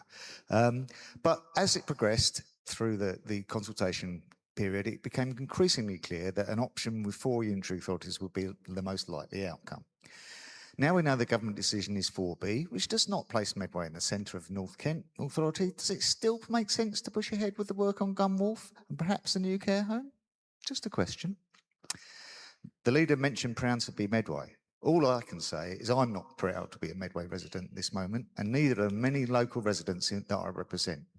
The grass length is out of control. There's grass darts everywhere, which are harmful to pets, as highlighted by an article in last week's Medway Messenger. There's litter everywhere. Curbs and walkways are overrun with weeds. It's no good the Labour administration shouting about the wonderful things it achieved when it can't get even the basics right that the residents of Medway so rightly deserve. Thank you. Thank you. Moving forward to Councillor Curry. Thank you very much, Mayor Hamendishe. And I'd like to thank the leader for his report this evening. A number of things have had mention already, and I just wanted to highlight a couple of issues, if I may. One is the Saltmarsh Conference, 3 days of really exciting discussion and debate, a trip out onto the river to show off our own salt marshes, of which we have 11,000 acres on the River Medway estuary, and which we're very proud, and they're well looked after, not just by ourselves, but by the farmers out there and the RSPB, and we were able to show that off to the nation, and all the experts turned up to see what we're doing. So huge thanks to the officers who did the work on that. Another 8 green flags this year for us, which is something else to be celebrated on our wonderful green spaces, which thousands and thousands of people visit every day, and we don't get hardly any complaints about a few people who are worried about the grass being a bit too long, which is actually really good for the environment, by the way. In addition to that, we have our river strategy, which is now progressing really well, and the first partnership meeting is coming up in about a week or so's time. Again, a huge thanks to the officers and staff who've put that, and that places the River Medway at the heart of our community, which is where it belongs and where it flows. I wanted to touch on the issue around this idea that the cost of change that the opposition have highlighted. And if we look at the failure of producing a local plan over decades and the cost to the community of that, millions of pounds it's cost us not having a local plan. We've got 6 public inquiries. We've had 3 already, which cost hundreds of thousands of pounds. We've got 3 more to come, and that's the consequences of not having a local plan. We've got development in the Capstan Valley, which is really not wanted, and it's happening now because we lost the inquiries there. Development out at Cliff is taking place in the very wards of the independent group, who apparently are against our local plan, and they're watching and seeing the results of not having a local plan, which is costing their communities a huge amount in overdevelopment, inappropriate development, and development without the infrastructure that we need. Our local plan is reaching that stage now where we're going into the public examination of it in a public venue. The minor comments that we got, and I should stress that they were minor comments from the inspector, were part of the process, and actually most local plans get a lot more comment than we got. So that's a minor part of the process, and I want to say a huge thanks to our planning team, not only for getting the local plan to where it is now, which is a massive effort, but on top of that, having to fight 6 public inquiries on top, it's just cost us a fortune. So they've done an amazing job. I just want to emphasize how brilliant that planning team actually is. Thank you.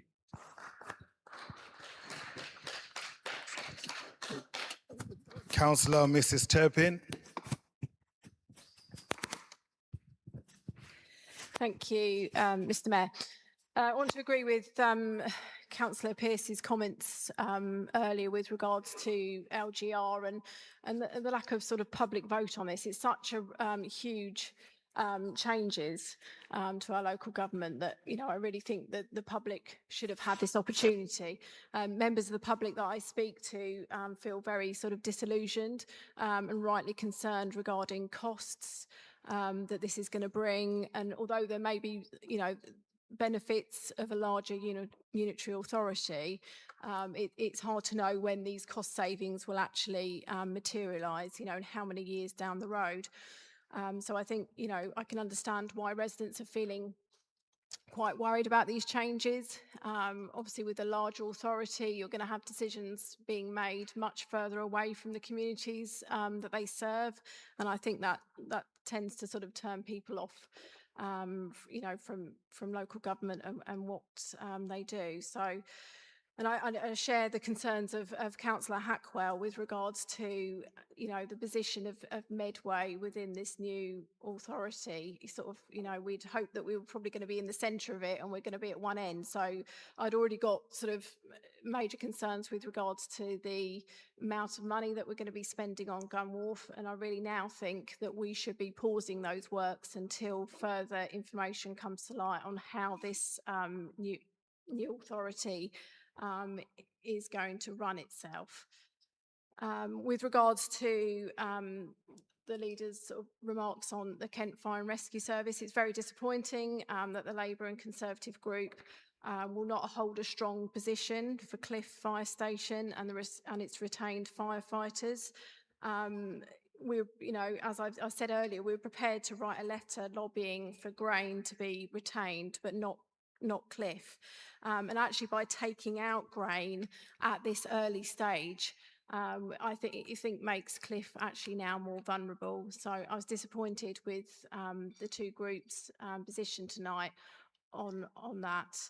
I just wonder sort of what information we have, what we had to base, you know, an argument early on in this to write to the fire authority with regards to Grain. So I'd like some more information on that at a later stage.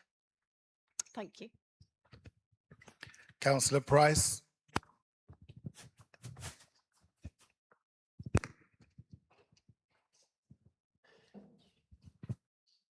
Thank you, Mr. Mayor. And I just want to touch on some papers which the government has also released like today, which have come out through Celia Glyn Williams, including one which is about supporting adult social care, public health and children's services leadership through local government reorganisation. So there's a big paper that's been produced there, which is actually showing that the government recognises that providing funding and practical support to councils undergoing local government reorganisation is vital, so that they can continue to provide quality services to residents, both during transition as well as setting up new councils ready to take advantage of the benefits of local government reorganisation. And this is alongside the Ministry of Housing, Communities and Local Government's wider support offer, including an unprecedented £900,000 for each new council created through reorganisation. Full details can be found on gov.uk. Now the outgoing Medway Council does have a lot of experience to offer through over the last nearly 30 years, and to be able to offer to the 4 new unitary councils being set up in Kent, through having been the first unitary authority in Kent. And this experience shows the benefits of joined up upper tier and district council functions. Finally, I recall one particular tangible benefit which arose from the last local government reorganisation in 1997 to 1998, where the outgoing housing officer at the former Gillingham Borough Council bought the derelict site of the former Sunlight Laundry in Richmond Road as an investment to become a new community centre in that deprived part of North Gillingham. Thanks to that foresight, which was accompanied by multi-agency working, we now have the Sunlight Centre, which is decreasing health inequalities and promoting better health. 2 schemes in particular, such as Medway Men and now Medway Women in Sheds, and also the Safe Haven, and that and the other availability of meeting facilities for loads of charities is helping to combat loneliness in Gillingham and across Medway. Thank you, Mr. Mayor. Councillor Tijan.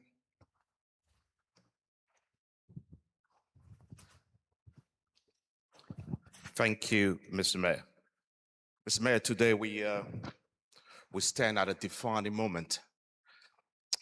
The government LGR announcement is finally here, bringing a clear, stable path forward. We accept this decision, as alluded to by our leader earlier, with immense responsibilities and optimism. This is a historic opportunity to streamline public services and protect local taxpayer and secure Medway's future for decades to come. But Mr. Mayor, before we step into this new chapter, we must be brutally honest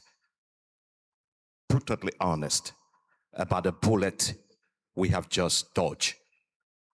We've just dodged the failed 4D proposal. The 4D proposal was a reckless, artificial experiment. It sought to carve Medway into various parts, changing wards and boundaries, threatening to saddle taxpayer with up to 40 million in extra running costs every single year. And let us not forget the immediate cost of this vanity project under the guise of a business case. Medway Labour wasted at least 105,000 of taxpayers' money just to draw up this dead on arrival scheme. There's 105,000 of borrowed money, cash taken directly from local public funds that our future generation will now be forced to repay. The 4D model was built on spreadsheet, not reality, Councillor Mahill. It ignored how our communities actually live, work, and connect. It offered nothing but administrative chaos, duplicated bureaucracy, and staggering 8-year payback period before breaking even.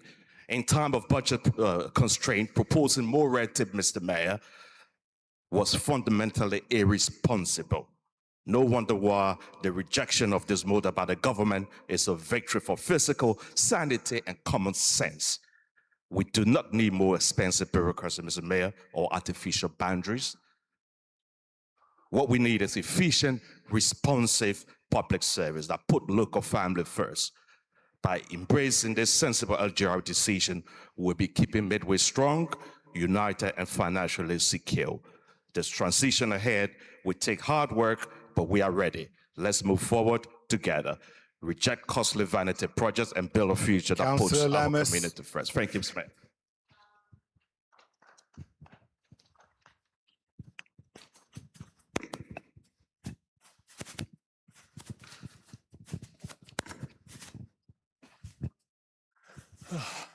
Thank you, Mr. Mayor. It's not lost on me that I address you this evening in the chamber again further back than last time, next to the bin and our good friend, Councillor Spud over here. You know, I can't keep going in this direction because if I do, I'll end up addressing you from the car park. I would just like to first address the elephant in the room, small elephant granted.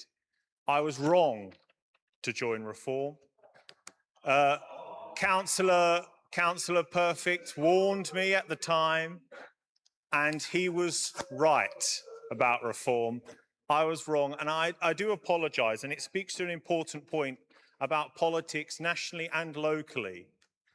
Notwithstanding the 2 Reform councillors in front of me who have been good and fair colleagues, and this is not a criticism of them, but it is very important that if you enter public life, you do so with the intention of public service, not just to exploit the levers of powers to create attention, to try and campaign on some sort of obsessive mantra to get some man that you don't even know into power who doesn't actually want to be there, supported by goodness knows whose money and with what true intentions. The leaders' report rightly points to local government reorganisation. In many ways, I hope that now we have closure on the matter, we can actually begin to work to preserve the brilliant legacy that the Conservative administration has left Medway so that it lasts in the new North Kent Authority, the weekly bin collection, the lowest council tax in Kent. This is absolutely not the product of the current Labour leader who is addicted to spending, but actually the golden legacy that sound Conservative leadership brings you at a local level. I would like to end as I am now, which is just a humble local councillor on 2 local matters. Can we have some order, please? Can we have some order, please? Have some decorum. There's some people watching the live stream. Thank you. I'd like to end on 2 local matters, which I think the leader should have mentioned, that relate to me in my role now as a humble backbench independent Conservative councillor of Princes Park. The first is the development in Capstone. It is wrong, the level of disturbances that we have seen, particularly in April. They should reply to my letter and they should apologise for what they're doing.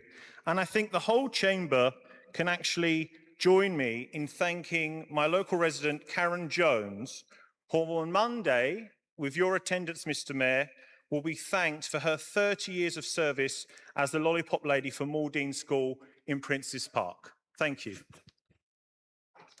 Absolutely. Councillor Spalding.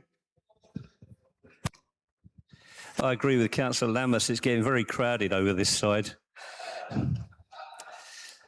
And I can assure him there's nothing wrong with being a humble, independent, standalone councillor, apart from the fact you actually do get a rather large desk. Now, LGR is going to bring us many changes. I'm quite pleased we've got a four-way split. I'm quite pleased we didn't get the Labour group's carve-up. You know, the one we got isn't the one I wanted, but it'll work. Having said that, I submit there's a case to be made for local areas to retain a mayoralty, albeit in a ceremonial role. Medway and lots of other areas, and take a look around this room, have got so much history, so much tradition. And we saw it this weekend with the Admiral's Cruise. All of our mayors and deputy mayors, regardless of party affiliations, have always worked hard, and their job has been to promote this wonderful area that we all serve, sometimes together, sometimes against each other. We should be looking at that. Now, the current mayor, like his predecessors, embraced the role. One of his first engagement was with young people, following which he remarked he was presented with far more sensible questions and comments than at many political gatherings. Not surprising, given the number of Labour group meetings he attends. But, of course, the venue was the Fen Bell Conservation Park in my ward. Well worth a visit. Other attractions, such as Slough Fort, are available, which has got an open day this Sunday. Apparently omitted in Councillor Pearce's electioneering for a Peninsula ward seat earlier. And of course, shortly after, the mayor was seen doing a new skill serving fish and chips. I recommend that to all the Labour members, because I've got a funny feeling that after the next set of elections, a lot of them are going to find they're going to have a lot more time on their hands. Well, there you go. I'm pleased to hear the draft local plan continues. I was happy, marginally, to vote to take it to publication, take it forward. And the planning inspector, in dismissing the appeal for 800 homes in Wainscott, actually gave considerable weight. That gives me hope I've got a predatory application coming through. I was surprised to learn that obviously it cost hundreds of £1,000s. We employed 2 highly qualified expert consultants, King's Counsel and a very competent junior barrister, especially when you actually looked at the social media posts from Councillor Pearce and the independent group, where apparently it was all down to them putting in 55 sheets of paper. Now, I mentioned a local plan because it does evolve over time. You know, these things do. And I would suggest, if you just want to tweak something, the LGR can do the same thing, because I do take Councillor Maple's point where we do need to look and see if we can change those where we've got roads which will end up with 2 sides of the road in different areas. I invite Councillor Maple to take those on points and take them on forward. Thank you. Councillor Murray.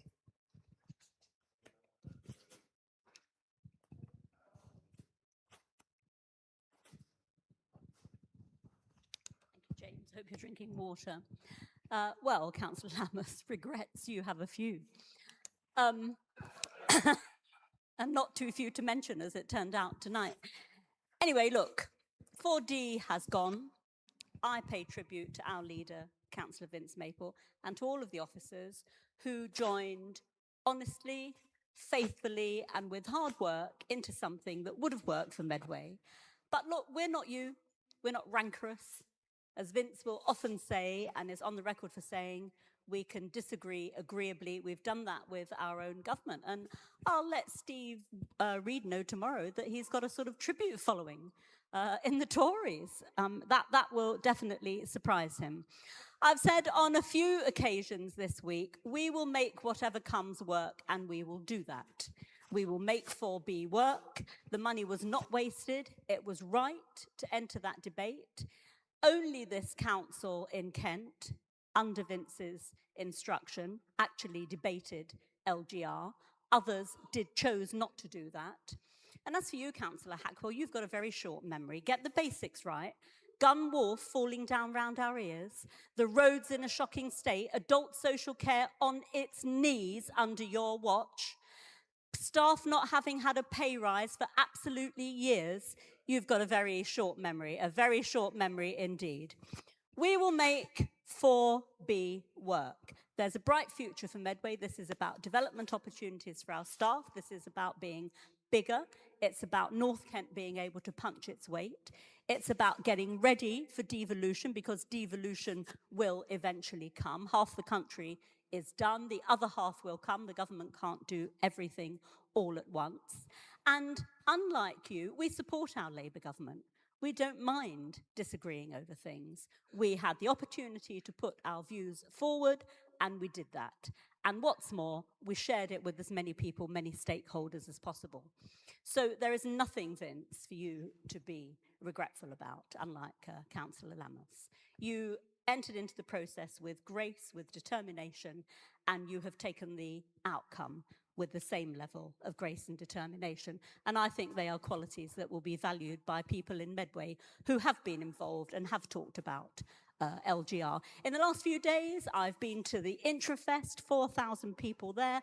Today we opened Capstone Dementia Centre again, which had closed with the support of the council. The Alzheimer's and Dementia Support Service has reopened that critical thing.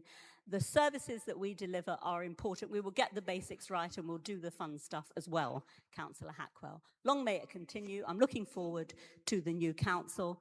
I'm very grateful for everybody who's done work, because there's loads more to do, but we will do it together and we'll do it in the interest of the people we represent in Medway. Councillor Maple, back to you now to sum up.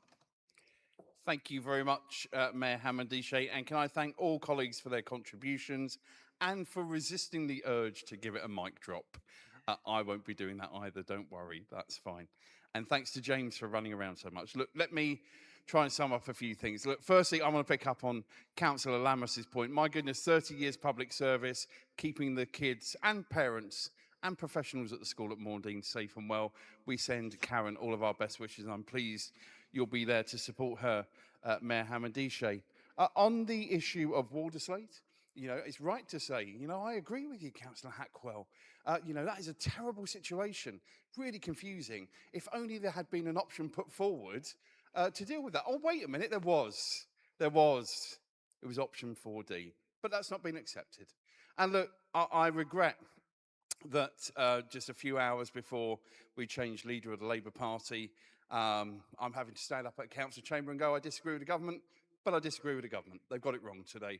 And of course, yes, taxpayers' money was spent on this option, but taxpayers' money was spent on 3A as well.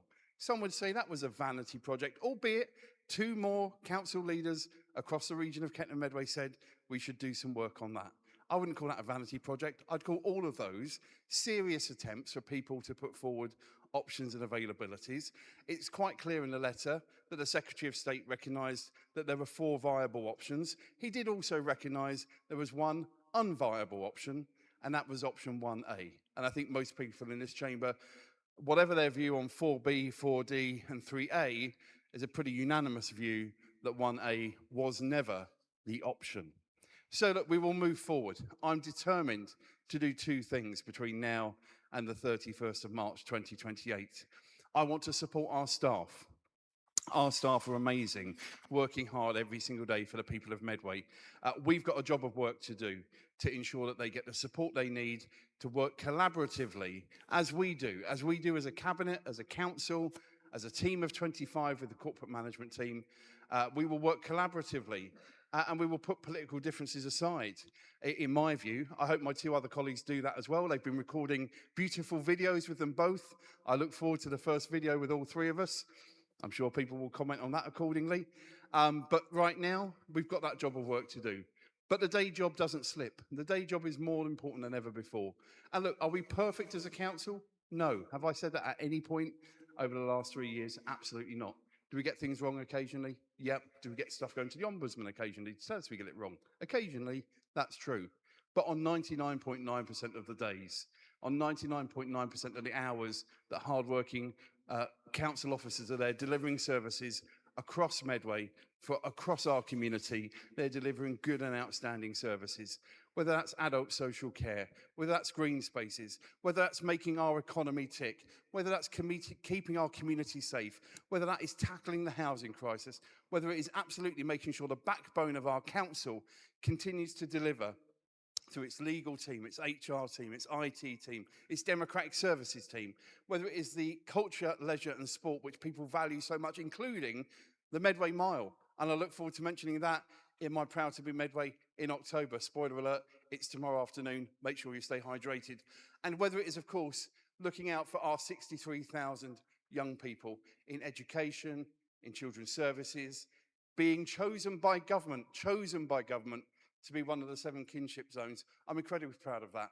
You know, those are individuals, families who are making a difference in often really challenging circumstances. And it's this council that are making a difference by supporting them in a way which they never have before. So yes, we didn't get the outcome we wanted today. I am pleased that we've got 4 councils for our region. I am pleased that we will continue to work hard as this administration. I am pleased that I have confidence that an incoming Prime Minister will be even more focused on devolution. And I hope we will see answers quickly, and I'll be asking for answers quickly when it comes to devolution for our region. Our residents in Medway deserve the very best. Public transport, skills, those opportunities which make a difference to people's communities, to make a difference to their lives. We will continue to argue for that every single day. So there's lots of work done, but the hard work, as they often say, begins today. Thank you, Mayor Hamidishe. Thank you. Moving now to members' questions. We'll now deal with the one question listed on the agenda from members of the council. As always, answers to questions must not exceed 3 minutes in length. Councillor Spalding, please may I have your question? I was going to say, James, stay where you are, as written. Councillor Maple, would you please respond? Thank you, Mayor Hamidishe, and thank you, Councillor Spalding, for your question. You, of course, wouldn't have known at the time of submitting it. We have spent double the time we normally do on the leader's report, the vast majority of which have been either public service announcements for events happening in Lower Stoke or the important issue of LGR. Both those things are important. I would hope that the answers given over the last 50 minutes answer most of those questions. Of course, if you have got any other specific questions, we've got the session for councillors on the 11th of August. I will keep all colleagues updated as to the progress we make. We will be keeping the public updated through various amounts of processes that we have, whether that is Medway Matters Live, of course through Medway Matters, the organisational magazine, whether that is through our 1 Minute Medway, whether that is through the sector-led team sessions that I was really pleased to have before. We've got another series of those coming up as well. So there'll be lots of ways to interact and make sure that you continue to have your questions answered. From my perspective, ultimately though, it's really simple. Whether you're a councillor, a business person, whether you are a teacher, whether you are an entrepreneur, whether you are working in the private sector, the public sector, if you've got a question about LGR and you live in Medway, email us, lgr@medway.gov.uk. Thank you. Thank you very much for that. As we move forward for the amendments to the Revenue, Budget and Capital Programme found on page 55. Before I ask Councillor Maple to make a proposal, the Council has recommended to resolve to exclude the press and public during the consideration of any information contained and the exempt appendix to this item as set out in the item 15 on page 191 of the agenda on the basis that the public interest in maintaining the exemption outweighs the public interest in disclosing the information. However, we will proceed to debate this item in open session unless any member indicates their wish to refer to information contained in the blue pages, at which point I will ask the Council to vote on excluding the press and public. If we do resolve to exclude the press and public, I will ask the public gallery to be cleared and the live stream broadcast is paused during the closed debate. Councillor Maple, would you like to make a proposal? Thank you, Mayor Hammond-Dishay. And just for clarity, nobody from the Labour and Cooperative Group will be calling for this session to go into closed session. We don't believe that is required to have a full and open debate. This is one of those reports which is doing quite a few different things. So I'll take a minute or two just to talk through the 5 recommendations. So recommendation, obviously 1.1 is looking at the outturn from last year's budget. That is pretty much as recognised, including obviously what we agreed previously in February's budget meeting. Paragraph 1.2, we've talked a lot tonight about LGR. It is right and appropriate that we have allocated resources to that. More information in there, detailed information is in section 7. I won't go through all of that now. If people have got questions, of course, I'll be happy to take those. That is a combination of funding for work streams within Medway Council. And of course, after today's announcement, we'll be a lot clearer as to exactly what those work streams may look like. But of course, as well, we are making a contribution to the Kent-wide work on that. And although, as I think my friend and colleague, Councillor Adam Price, referred to the fact there is an announcement of a small amount of additional funding, I don't believe at this stage that will impact on what we see in front of us tonight. On paragraph 1.3, again, my friend and colleague, Councillor Llewellyn-Prenter, will talk to this particular bullet point without going into the exempt appendix, but this is to ensure that we can progress planning applications on a number of sites across Medway. This is Medway Development Company, something which I'm happy to say was started under the Conservative administration and continued under this administration, delivering hundreds and hundreds of homes, much needed homes for Medway residents, not for residents from any other place in the country, to put those anonymous accounts on Facebook to rest. London Borough of Lewisham does not own Medway Development Company. Medway Council owns Medway Development Company. These are Medway homes for Medway people. Of course, we welcome people from across the country moving to Medway. They're always welcome. But as we know from the existing sites, both MDC and also Rochester Riverside, most recent sites, between 65 and 80% of those sales are to people with an ME postcode. I want to be really clear on that because, again, the nonsense, and it is nonsense that you see on social media, does need to be called out sometimes. I'm happy for people to disagree with what this administration does. That's absolutely right and appropriate. But where people are just making nonsense up about, and it always seems to be, I like Lewisham. I've been to Lewisham. I've knocked on doors for Labour colleagues in Lewisham. But the London Borough of Lewisham and this council have no relationship. There is nothing owned by Lewisham in Medway. I want to be really explicitly clear through Medway Council. I know that's perhaps not directly on message, but we need to hear that tonight as well. Paragraph 1.4, which of course is a reason why 2 of our learned friends have had to leave the room.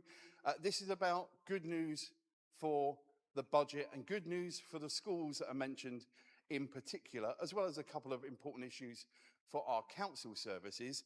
These are predominantly capital programmes which have come in under budget.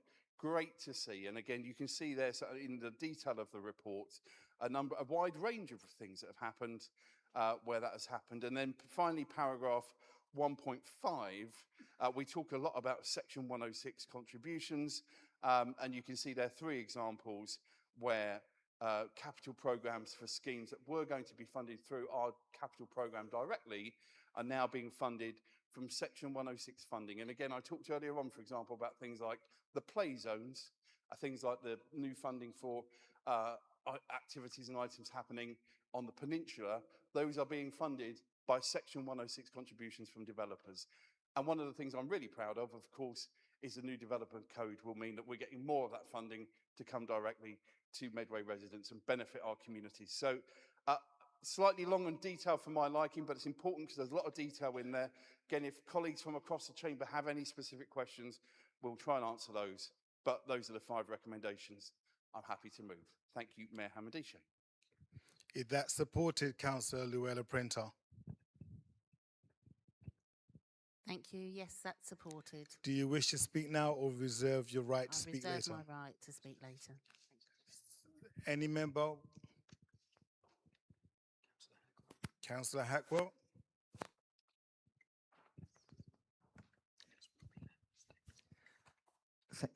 Thank you, Mr. Mayor, and most importantly, the taxpayers of Medway. This paper is not merely a routine budget amendment, it is a stark admission of fiscal failure by the Labour-run administration. The report details financial trajectory that is not just concerning, it's dangerous. Let's look at the cold, hard facts. We ended last year's financial year with a net overspend of nearly 10 million. The engine room of this deficit was a staggering 14.7 million black hole in adult social care. While the administration points to national trends, the reality is failure to implement robust demand management and cost avoidance strategies. But the real danger lies in how they're choosing to pay for these failures. They are cannibalising our safety nets. Today we're being asked to approve draining another 3.7 million from our general reserves just to cover their overspend. This leaves Medway with a reserve balance of just 10.012 million. That's a mere 12,000 above the absolute minimum safety limit. It could have been just over 117,000 if we hadn't spent the money on our different projects. We're now one moderate emergency, one unforeseen event away from a Section 114 notice and total financial collapse. When reserves run dry, where did this administration turn? They turned to debt. We're now surviving on 28 million in government-sanctioned borrowing just to fund day-to-day services. This is not an investment in infrastructure. This is mortgaging Medway's future to pay for today's management. Because this addition to spending, our borrowing has ballooned by 130 million, which is 50 million more than the event they even budgeted for. The interest rates remain high. We have seen a 5.8 million overspend in interest and financing alone. We are now trapped in a vicious circle, borrowing to spend and overspending further just to service the interest on that very debt. Our own 151 officer has flagged in the report longer-term financial resilience as a major risk. The verdict is clear. This administration is steering Medway forward to a fiscal precipice. We must demand an immediate end to this structural overspending and return to responsible, balanced budgeting before these major risks become a catastrophic reality for our residents. Or are we just hoping we will now be saved by Dartford and Gravesham? Although I don't agree with spending anymore, I recognise the importance of the PMO. So reluctantly, I will support this report. Thank you. Councillor Lammas.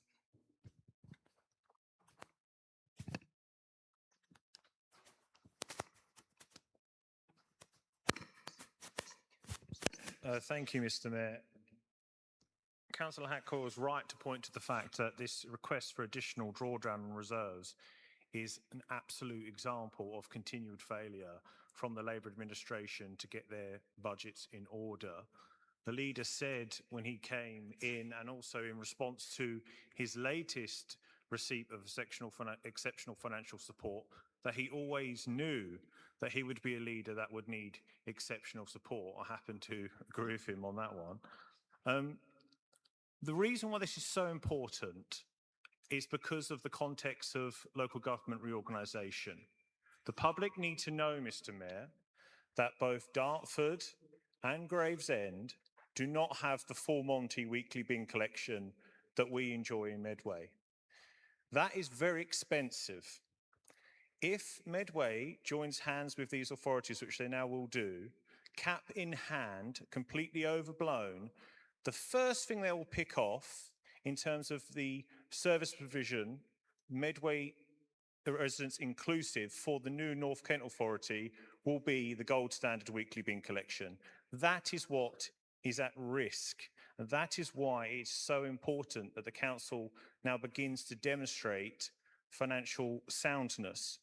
I would like to request the leader just clarify something for me, if he may, in his wind-up speech.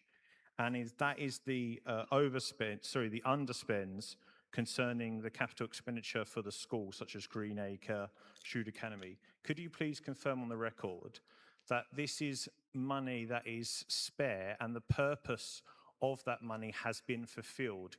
This is not an example of the council taking money off of schools which they could otherwise spend on additional things. I think that's very important that is explained, because of course perceptions are very important in local government. Thank you.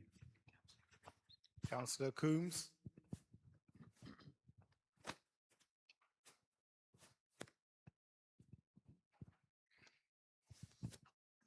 Thank you. I also want to mention recommendation 1.4. Recommendation 1.4 sets out 7 school capital building projects which have come in under budget, amounting to saving of £668,000. It's fantastic to see the high quality capital projects being delivered under a Labour government and a Labour administration.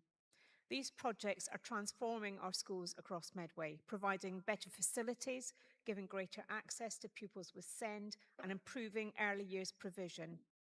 And not only that, being done in a way that gives us best value for money. These transformations include a new science block at Greenacre Academy, a fantastic new sixth form block at 100 of Who School, nursery provision at Luton Primary, and many more projects. The underspends achieved across all the schemes listed in section 1.4 were through careful cost management, regular, robust budget monitoring, and identifying more cost-effective ways of delivering the planned works. As Councillor Lammas said, because the funding for these schemes came from Department for Education grants, the £668,000 won't be carried over and will be removed from the capital programme, as this money is ring-fenced for school projects. Instead, it will be used to support future eligible school capital projects, meaning more schools will benefit thanks to our careful financial management. I'm very pleased to see, after years of schools falling into disrepair thanks to the previous government's underfunding, that with a combination of increased capital funding for schools allocated by the Labour government, the robust oversight of projects and financial diligence of officers, that we are seeing so many Medway schools transformed. For too long, too many Medway children were being taught in dilapidated, out-of-date buildings. We're changing this, and the underspend reported here means that we'll be able to give more children the modern, safe, well-resourced facilities they deserve, and they were denied for so long under the previous Conservative government. Councillor Spalding.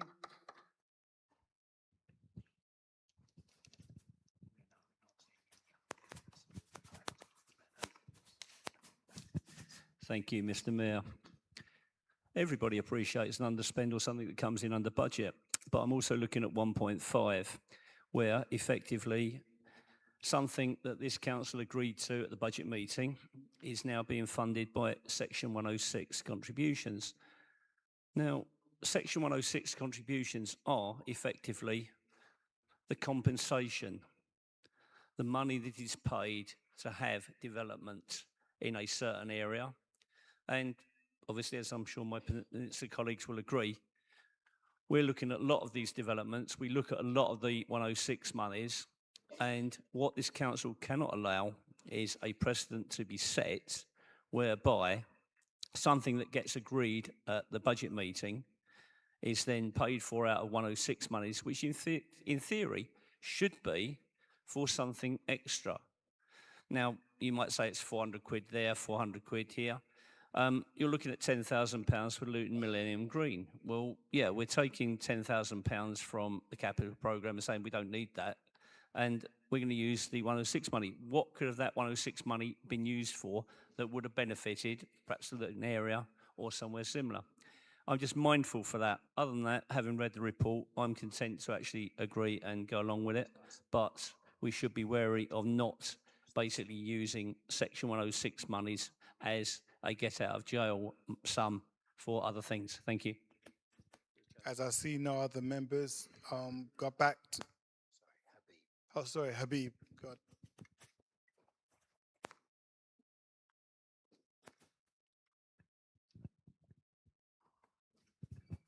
Thank you, Mr. Mayor.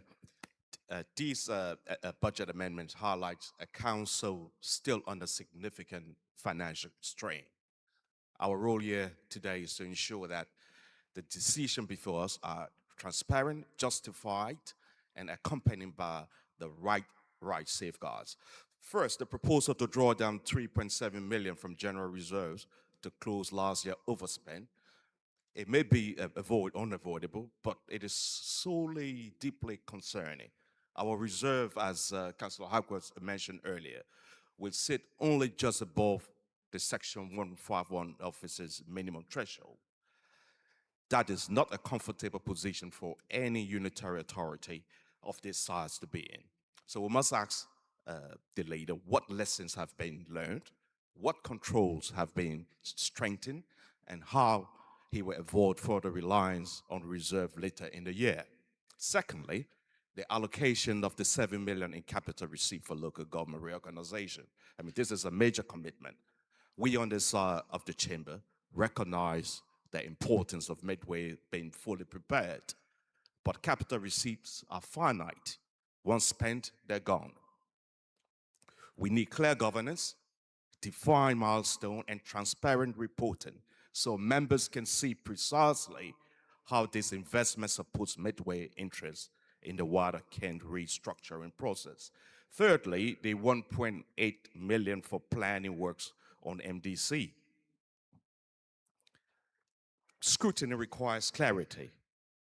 We will need to know which sites being prioritized, what outcomes are expected, and how will this funding accelerate delivery rather than simply extend planning timelines.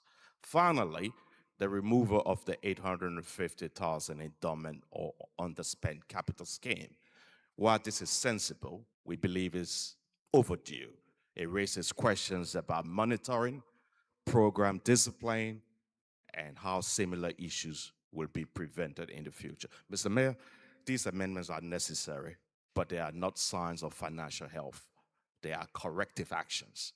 As opposition members, we will support what is justified, but we will continue to scrutinize rigorously to ensure Medway finances become more stable, more transparent, and more resilient. Thank you.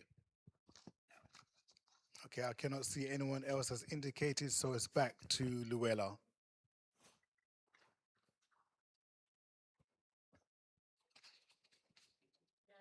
I just want to add to the leader's comments there about conspiracy theories, that there's some sort of secret agreements with us as a council having with Lewisham or any other council to house their residents. They're simply untrue. So I just want to sort of reiterate that message. So also, Councillor Hackwell, you might call them failings, but I call them us having to climb out of a hole left by your administration.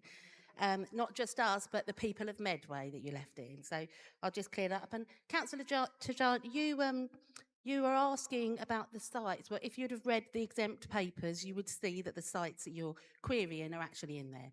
So I'll move on to what I was going to say, Mayor Hamadishi, and that's just to say that I'm pleased to support the recommendations in the report, which includes seeking the approval of the 1.8 million to be added to the council's revenue budget, beg your pardon, to enable further progress on planning applications for MDC's Phase 2 development sites. And securing planning permission strengthens grant applications and is critical. And it's important to recognise that none of MDC's Phase 1 sites would have been viable without the essential grant funding that had been secured. Making this provision, we are giving ourselves the best opportunity to bring forward brownfield sites that might otherwise remain undeveloped and continue our commitment to regenerating underused land across Medway and move these schemes closer to delivery. This is not simply about progressing planning applications, it's about creating the conditions for future growth, investment, homes, jobs, and wider economic benefits for our communities, all of our communities. Once developed, these schemes will have the potential to generate significant financial returns, helping to strengthen our finances and support local services in the future. Members should also be reassured that there is a robust governance around this programme. The proposal has already been considered and supported by the Medway Development Company subcommittee before being referred to Cabinet and now coming to you at full council for approval. Furthermore, progress on these schemes is closely monitored by the MDC Cabinet Subcommittee and is reported on a quarterly basis, ensuring transparency and accountability throughout the process. So for all these reasons, I'm happy to support the recommendation. Thank you. Back to the proposer, Councillor Maple. Thank you very much indeed, Mayor Hamadishi, and thank you to colleagues for their comments. In particular, thanks to Councillor Luella Prenter and Councillor Coombs for their detailed responses. So I'm grateful to that. And for opposition members, absolutely right and appropriate. I sat in those chairs for more years than I care to remember, and it's absolutely right and appropriate for any opposition member to be questioning, examining, looking at proposals of the administration, and that has happened and that will continue to happen. I'm really proud, as Councillor Coombs referenced, a number of projects, particularly education projects, but not alone, coming in under budget. That's good management of our finances, brilliant council officers, often working when it comes to schools with our partners at Academy Trusts and elsewhere. That's a one Medway approach. That's making sure we're getting best value for money. And I hear with interest from colleagues from the main opposition group that, well, you know, these are difficult times and finances. Look, your government starved local government of money, not just Medway, local government across the board. Not my words, the words of many Conservative council leaders. So from that perspective, we are getting on with it. It is not easy. It is not straightforward. I think colleagues referred to, I think it may have been Councillor Lammas or Councillor Hackwell, one or the other. I can't remember which. It's almost like they're in the same party, a uni party perhaps, I don't know. But someone referred to the fact of, you know, the comparison with us and what's happening in Dartford and Gravesham. And this is respectfully, very respectfully. So often people have heard me this financial year in particular talk about our £1.35 million every single day that we're spending on 3 council services: adult social care, children's social care services, and temporary accommodation. The combined budgets of both of those councils would pay for 34 days. 34 days. That is a comparison, and that's with no disrespect because they don't have those services to deliver. So I just respectfully share that with them. I'm trying to compare the budget of any district or borough council with any unitary authority is not comparing like for like. So look, I'm really pleased for the support we're receiving, particularly around the additional resources for local government reorganisation. Officers have been working incredibly hard trying to do both the day job and also this important piece of work. There is a process, an internal process, and if colleagues from across the political spectrum want more information on how that is working, happy to give that perhaps on the 11th of August when we've got our briefing more generally on LGR. Thank you, Mayor Hammond-Ishay. Is that agreed? Agreed. We move on to review the council's petition scheme, page 97 of the agenda. Councillor Maple, would you like to make a proposal? I will. Thank you very much, Mayor Hammond-Ishay, and I move the recommendations as laid out in paragraph 1. Because it was my holding to account, I happened to be in the room when business support scrutiny debated this, and it was an interesting and wide-ranging debate.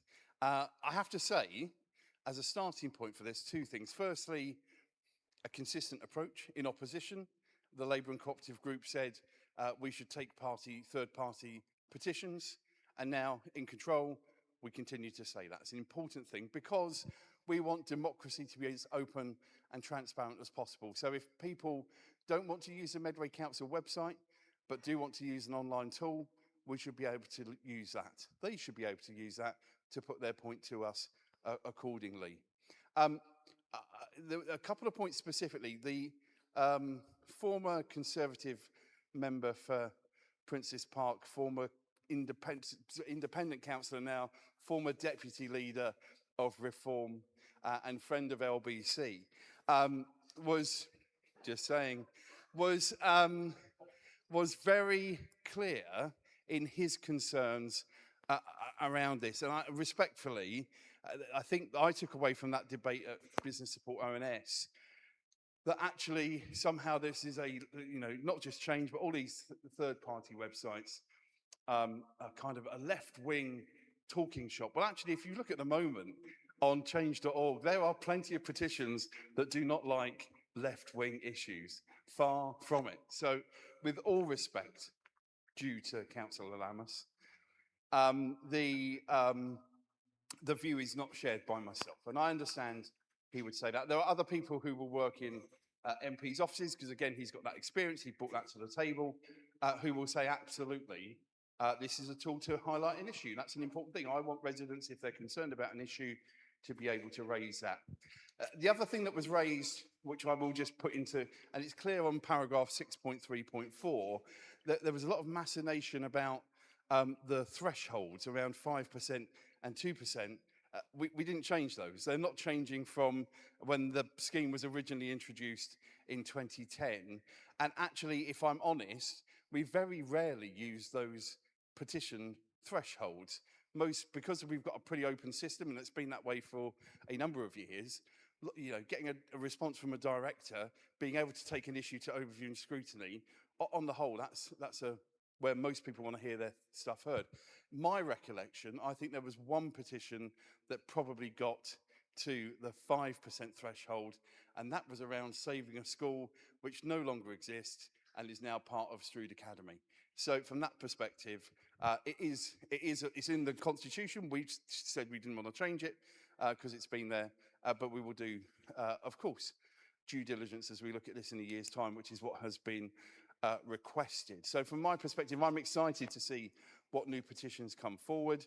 This council, you can criticise us for many things, but one thing I don't think anybody could criticise us for is not being more open, more transparent, more accessible than any other administration, in my view, not only here in Medway, but across the whole of Kent.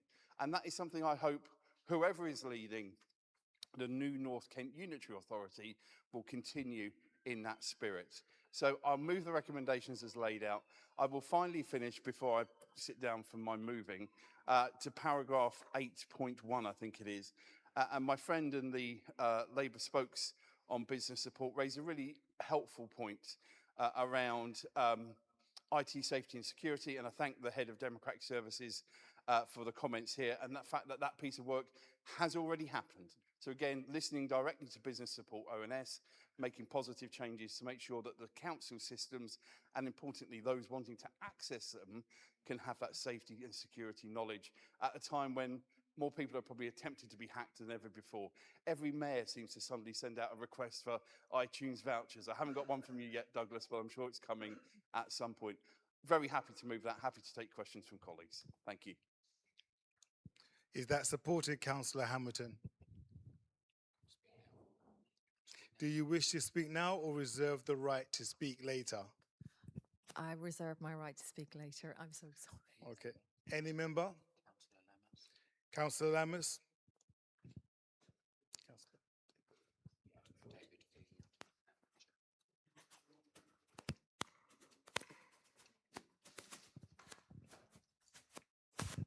Thank you, Mr. Mayor. I'm mindful that the Chamber is probably wanting to support these changes in the event of greater scrutiny and participation. So I'm not necessarily against the principle of including digital e-platforms. But what I want the council to do is understand what they're doing that is perhaps unique amongst local authorities adopting third parties. And unlike Dover, that already does accept petitions from third parties, what this council is doing uniquely, I add, is removing the requirement that has existed since we've had petitions for non-lead petitioners, i.e. any signatory other than the lead at the top, to provide their postal address.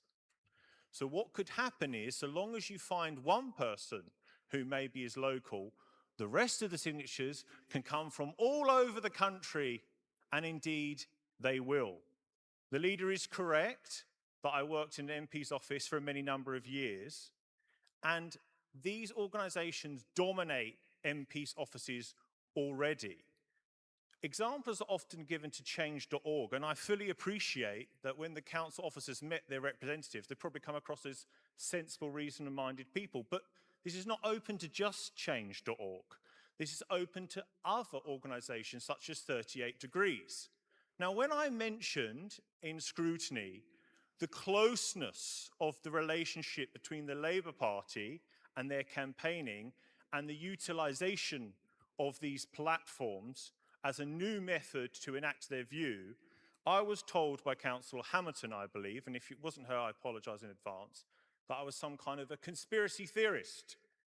Well, it just so happens that today, the best example I could wish for to prove that I know what I'm talking about has actually taken place. No less than the CEO of 38 Degrees, the perhaps worst offender of the abuse of petition schemes of this nature, has just been appointed by the incoming Prime Minister to the role of Director of Political Strategy in Number 10. So I do know what I'm talking about in terms of the proximity, but I'm happy to vote for these changes on the assurances that the leader will stand up and give that this is not what I hope it is and an importation of Labour talking fruits points through the back door, but that I, like I have been recently, am wrong and mistaken. Thank you, Mr. Councillor David Field.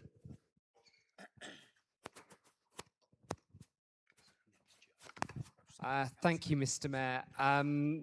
This is a really important report, and I would apologise. I won't be as enthusiastic as the last contribution or as long, but just to state, as chair of the Overview and Scrutiny Committee that receives the most petitions, that being the Regeneration, Culture and Environment Committee, I think in our committee we see actually you can affect some good change through the petition process.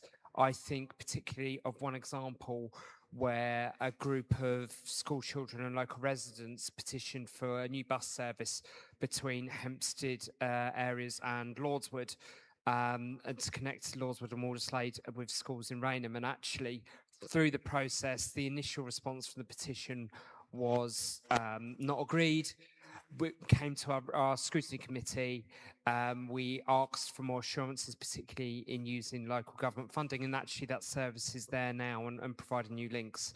So I think it's really important that we make sure that residents continue to be able to engage with the process, and I think, you know, these changes are sensible to allow wider access to the democratic process. Thank you. Councillor Howcroft Scott.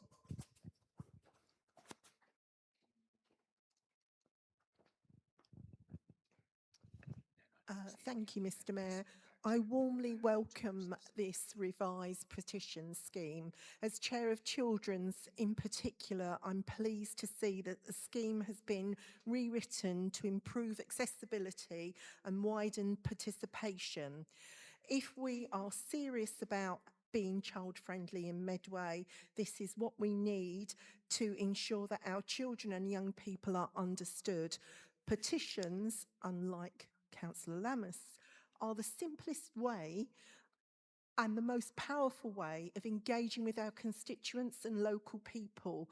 And this revised scheme makes this process easier, more accessible, and actually is user-friendly. Thank you. Has anybody else indicated? Councillor Tijan. Thank you, Mr. Mayor. I welcome this timely review. As stated, it's already been to business support and digital overview and scrutiny, which I chair. The petition are direct beating of the heart of local democracy.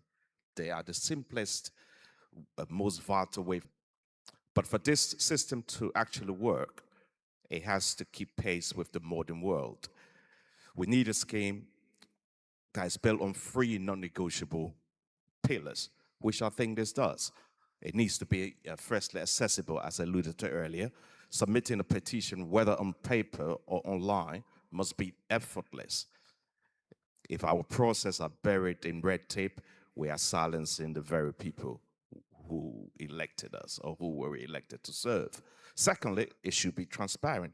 Residents deserve to know exactly where the petition goes, who reads it, and how decisions are made.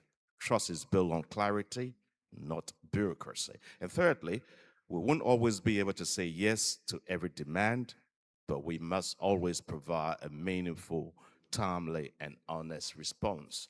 No resident should feel they haven't been listened to. This review is in easing the administrative load for the council. It is about empowering our people, the people of Medway, So when we listen to petitions, we get a direct, unfiltered map of what our community real priority is. So I'll say we support this. Let's not just tweak around the edges of this policy. Let's build a modern, responsive petition scheme that turn passive resident into active citizens. I urge all members to support this review and ensure Medway voices are not just received, but truly heard. Thank you. Thank you. Anyone else indicating? I don't see anybody, so it's back to Councillor Hamilton.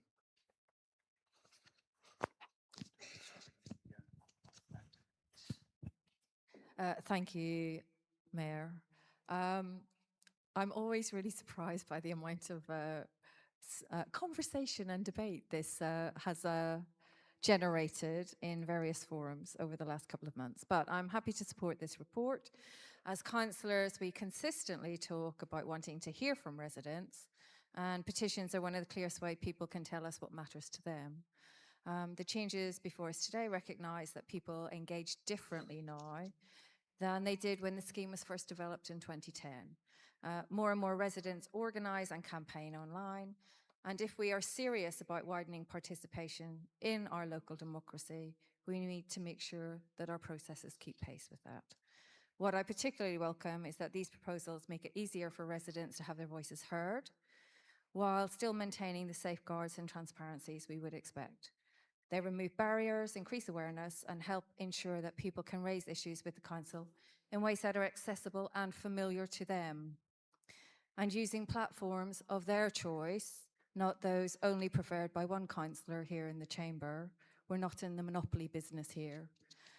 At a time when trust in democratic institutions cannot be taken for granted, we should be looking for these opportunities to encourage engagement, not restrict it.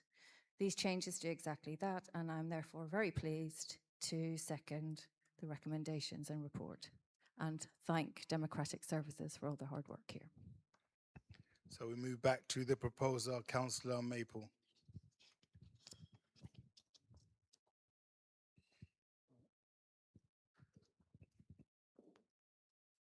Thank you very much, and I thank everyone for their contributions. Two or three things in wrapping this debate up. First, it's worth saying, I recall that a petition regarding Rochester Airfield certainly had signatories from Spain. So that is not a new phenomenon.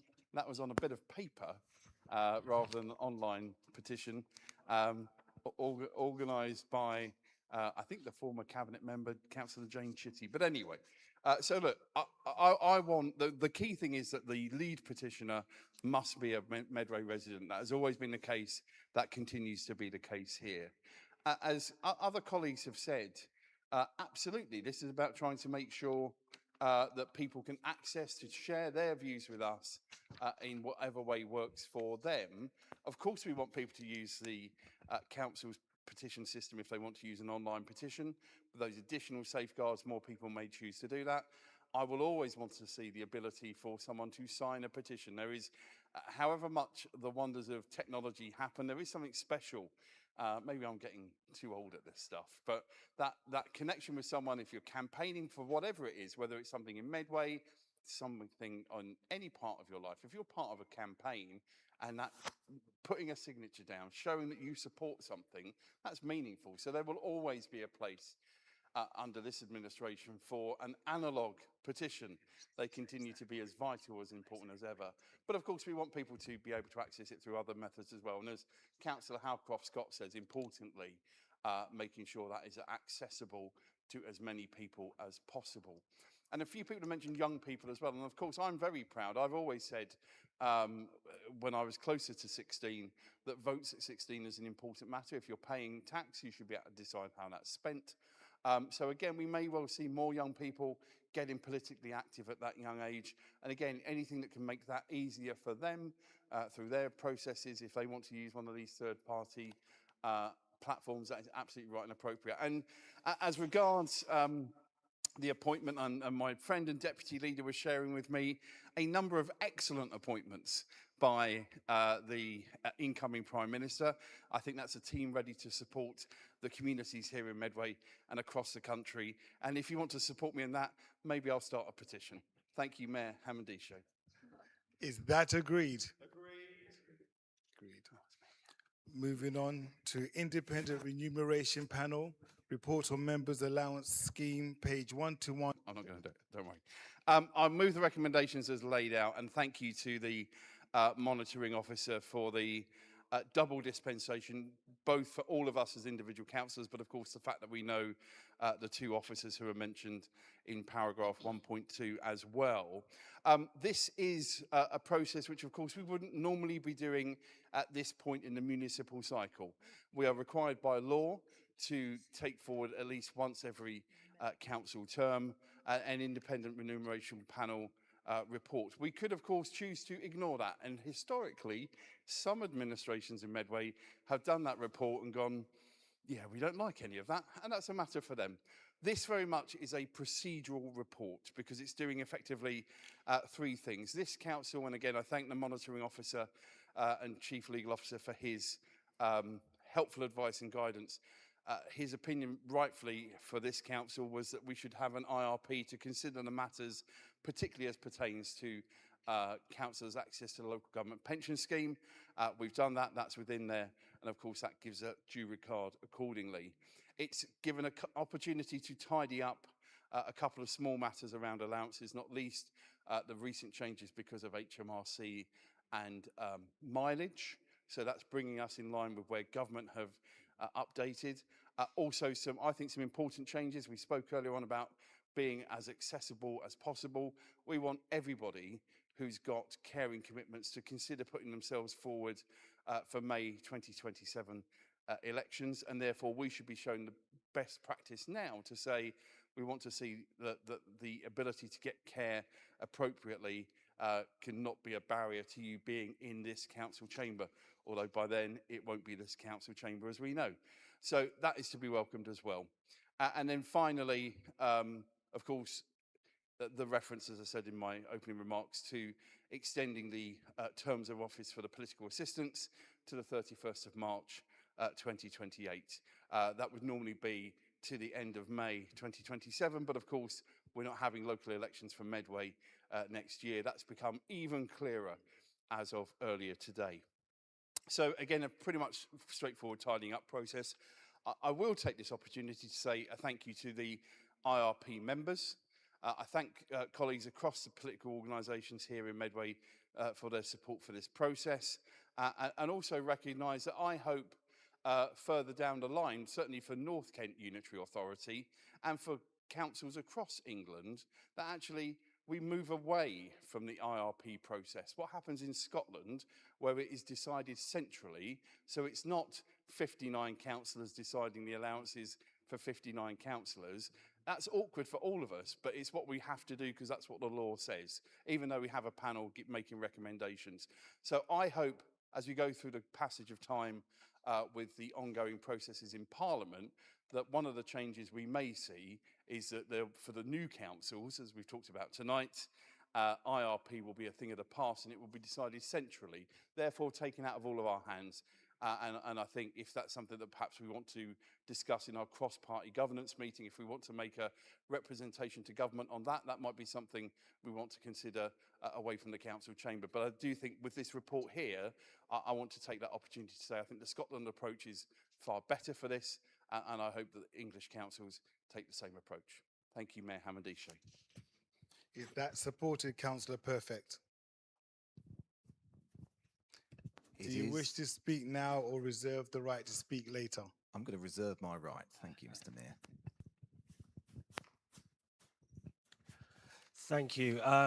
Don't worry, I know not everyone wants to talk about pensions at 11:15 at night. However, I'm pleased to support this item concerning our approach to the change in legislation allowing councillors to join the local government pension scheme. I'm privileged to be a member and a former long-standing chair of an occupational pension scheme committee. The importance of having a pension cannot be underestimated, providing reassurance and security in retirement.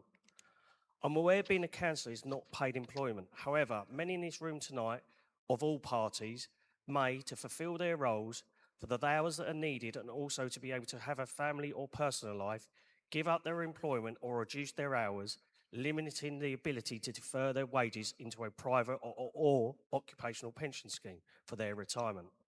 However, I'm not giving financial advice, but the scheme is an opt-in scheme, so if any member does not want to join for whatever reason, then just don't. Pension schemes are important in providing investment into many parts of our infrastructure and the investment needed, at the same time as ensuring the scheme remains fully funded, a perfect vehicle to invest while providing a secure future and a diverse portfolio, including property. The investment strategy is going to be consulted on with members of the scheme to ensure the investment strategy meets the scheme's sustainability and can meet its liabilities for the active, deferred, and those drawing their pension now. I fully support the proposal. Thank you. Any other member? Councillor Mrs. Turpin. Thank you, Mr. Mayor. I welcome the report and also note the amendments to the carers allowance and the fact that there's sort of changes to sort of paying family members. The only sort of point that I've raised and I've raised in the past is regards to the requirement that they have to be non-resident members of the family. So, and I think it's important to think of, especially if you've got some very sort of complex caring arrangements, that often the best person that can care for that either child or maybe an elderly relative could be a sibling that lives already, you know, in the household, could be 25 years old.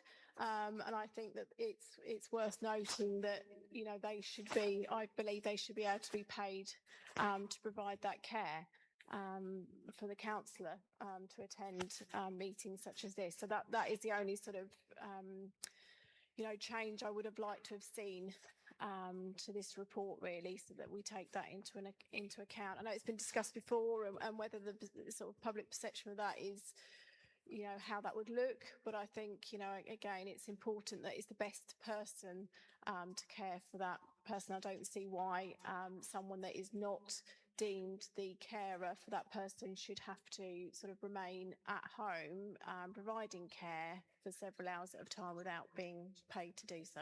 Thank you. There are no other members indicating, so we move to Councillor Perfect. Thank you, James.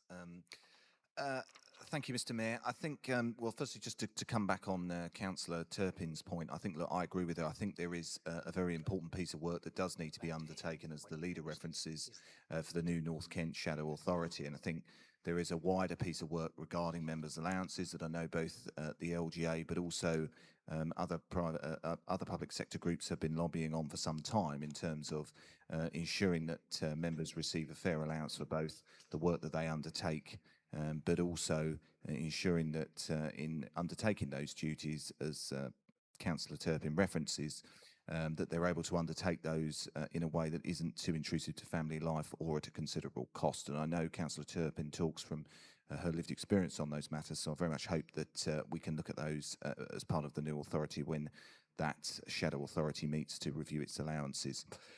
Can I thank the monitoring officer, the Assistant Director, Legal and Governance, for his work on this report. I think both the work that he's undertaken with the IRP, both with James, Wayne, I know, and Terry involved in terms of getting a quick report turned around, but also ensuring that it tidies up the members' allowance scheme, is very much welcome. I think that the changes as set out within the recommendations that the leader has proposed are fair and appropriate.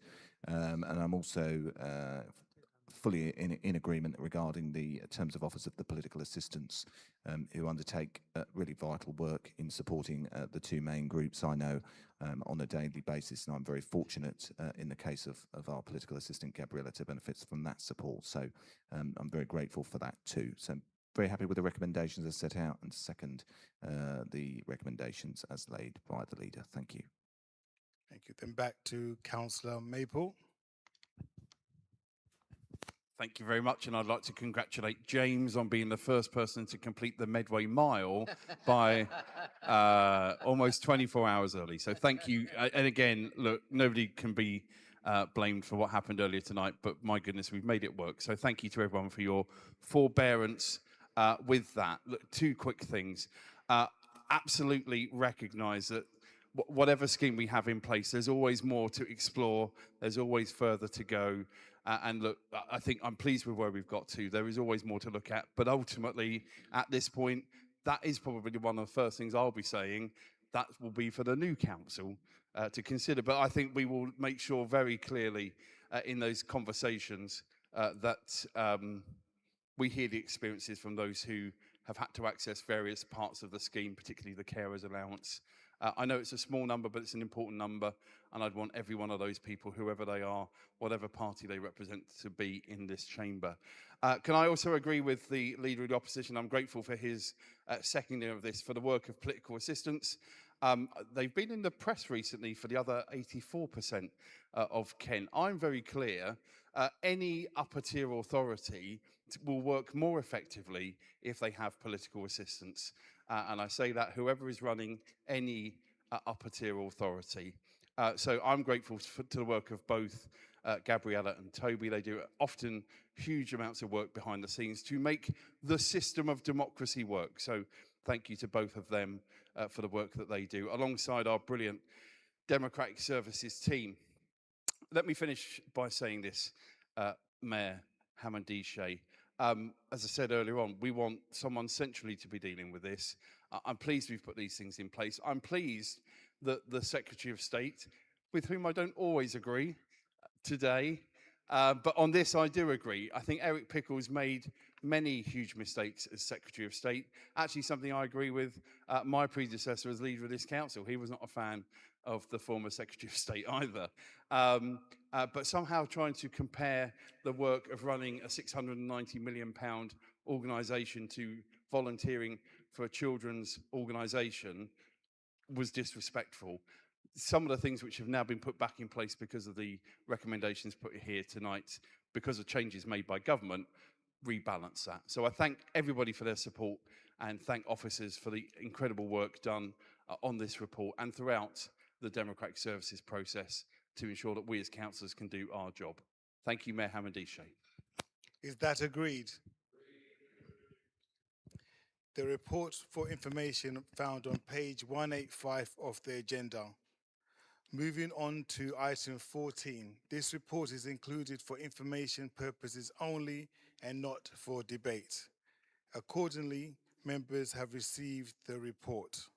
But before we close this meeting, I would like to also thank the Democratic Service technical team for all the hard work in troubleshooting the miles of cable to make this work.